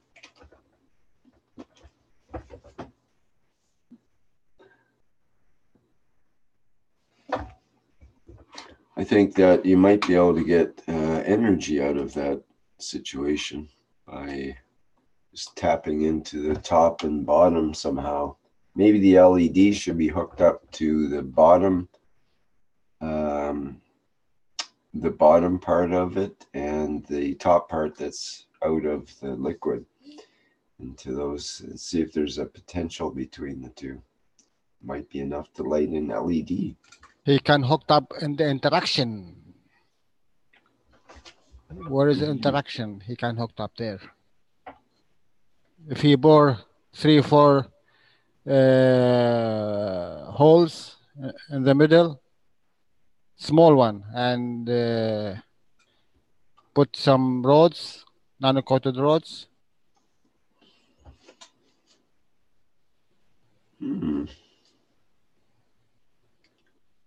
That's an idea. That's interesting, Jalal. Sort of the control rods of the reactor. Well, I have a box more of these somewhat quote-unquote damaged scrubbies that I put aside because they weren't black enough for my liking. So I have maybe 6 more attempts. If anyone has any ideas, I would be happy to hear what I can do in the next version. Or maybe I'll just continue making mistakes and you lot can tell me what happened.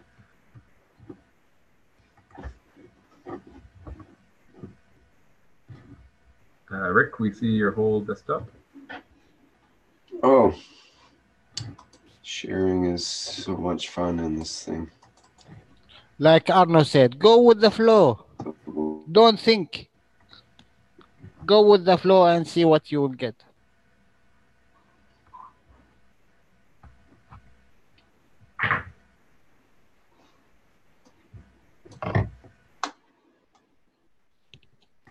I have another question for you guys, only pertaining to something I just looked at. I had purchased a small piece of silver plate, which I put into a caustic in a syringe. And it's a large syringe, and it's been sitting there now for about 22, 23 days.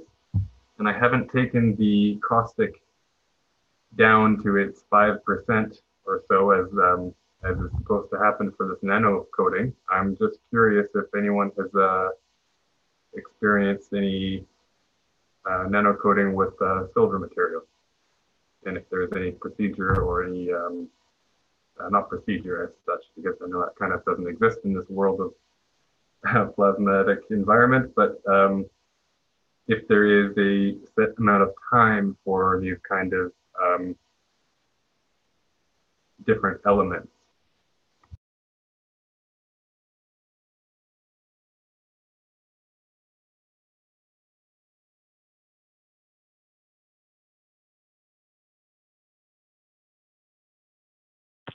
I have not so much knowledge about this, but I have put some silver with in my caustic when I start making caustic, because I want to have at the end some different metals for the coils where I'm working later on too. And the silver stays clean. It's like edelmetal, like gold. You cannot dissolve gold, 24 karat gold above 97% phosphor. I don't know how to call it in English, what they use for to making base metals, a base substance. And if you lower the pH again, then you receive the gold back. It starts raining gold, and I think with silver is the same problem because it's low environment of caustic. But if you put your silver in a bag and take something of your caustic with a spray and put a little bit in and blow it up, the bag, blow it up before you spray it, close it and hang it in the sun. It's black within a very short time. That is what other people also do. But so I should put the syringe outside in the sun with a little bit less of the caustic. Because right now it is still submerged in the caustic. It's not going to be at the temperature that it was when I began. It's cooled to room temperature now. Would that be your recommendation, Arno? When I take the silver necklace out, it's still clean. I don't change to nano. But if you put it in a bag with a spray, it becomes black. Yeah, I don't know if I may say, but I saw some pictures of nano-tuber, of Natuber. I think more people in this class know him. And he has a lot of the YouTube channel. Yes, and he showed how he nano-coated every metal with the back, how I explained it. So if you want nano-coated silver and it does not work in caustic, then try to do it with only a little caustic dust. Spray from your can. You have to shake it, wait till the heaviness is sucked down, and then you take the colored caustic, a little bit in the spray in the bag, close it, let it hang for till it's black. And then you put it in cold caustic, not in the caustic itself, but in the air, and close it. And put a towel around it that it stays warm. And then yeah, if you want to use it for creating GANS, then you can do it this way. Okay. And thank you. Later on, you can use this to create GANS, and you have the strings of silver in it. But if you really want to know how you make each GANS, I think you have to talk with Justin. He's very developed. He's also inside. I see him a lot in the beginning in the chat from Universal Knowledge Seekers chat of Facebook and Golden Age GANS. If you want specific direction, maybe you have to ask there. They are more with GANS. Okay, very good. I will. That's where I began with Mark House's Facebook group and Natuber on YouTube, and then I found the Keshe Foundation teachings, and then I became a student. So in a way, I have to go back. Yeah, they are very knowledgeable with different GANS creations. I don't say it is the good way. Mr. Keshe maybe other way, but I also learned a lot from their explanations, and yeah, very beautiful how everybody works together. Okay, so I hope you can find what you need. Thank you, Arno. You're welcome.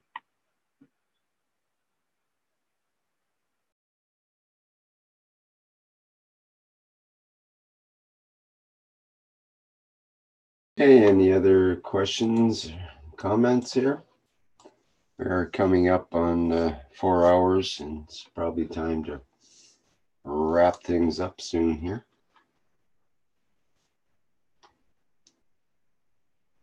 But I am willing to keep going for those that have questions or would like to show something.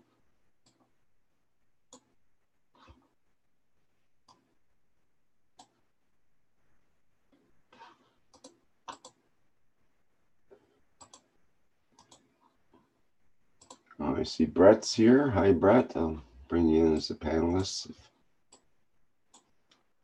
I think we're going to wrap things up here, but like I say, if there's anything that anyone would like to bring up, I don't have anything particular here for show and tell today.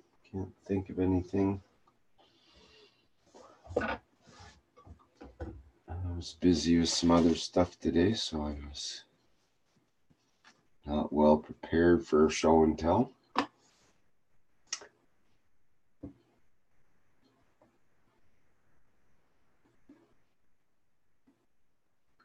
Okay, well, maybe we will wrap it up for today then. Well, it's been a blast. Thank you, everybody, for participating in today's great discussion and some interesting pictures and stories. And if you have anything for next week, it would be great to have a look at it beforehand is best, or just make sure it's your own pictures and not stuff off the internet that's borrowed. And so it's copyright free is the idea. And be great to share some of the experiments or some of the mistakes that you might have made in your experiments, because it turns out that it could be that the mistakes are more important than the experiment that was attempted to be done. And literally, it might turn out that we're throwing out the baby with the bathwater, is the saying. And some of the GANS waters that get thrown out or are too salty to use normally, maybe that's some of the best stuff for certain experiments. Anyway, something to think about. Lots of things to think about here tonight. I thank you, everybody, for attending. And it's been the Keshe Plasma Reactor Group for Wednesday, April 3rd, 2019. I'm Rick Crammond, and out for now. We'll see you in the Knowledge Seekers Workshop, 270th, is it? Let me just double check on that. Thank you, Rick. Yeah, I think it's 270. 270th Knowledge Seekers Workshop coming up Thursday, 9 a.m. Central European Time. And that always is something of interest for everyone in those meetings. All right, enough for now. Thanks all. See you next time around, next week as well. Bye for now.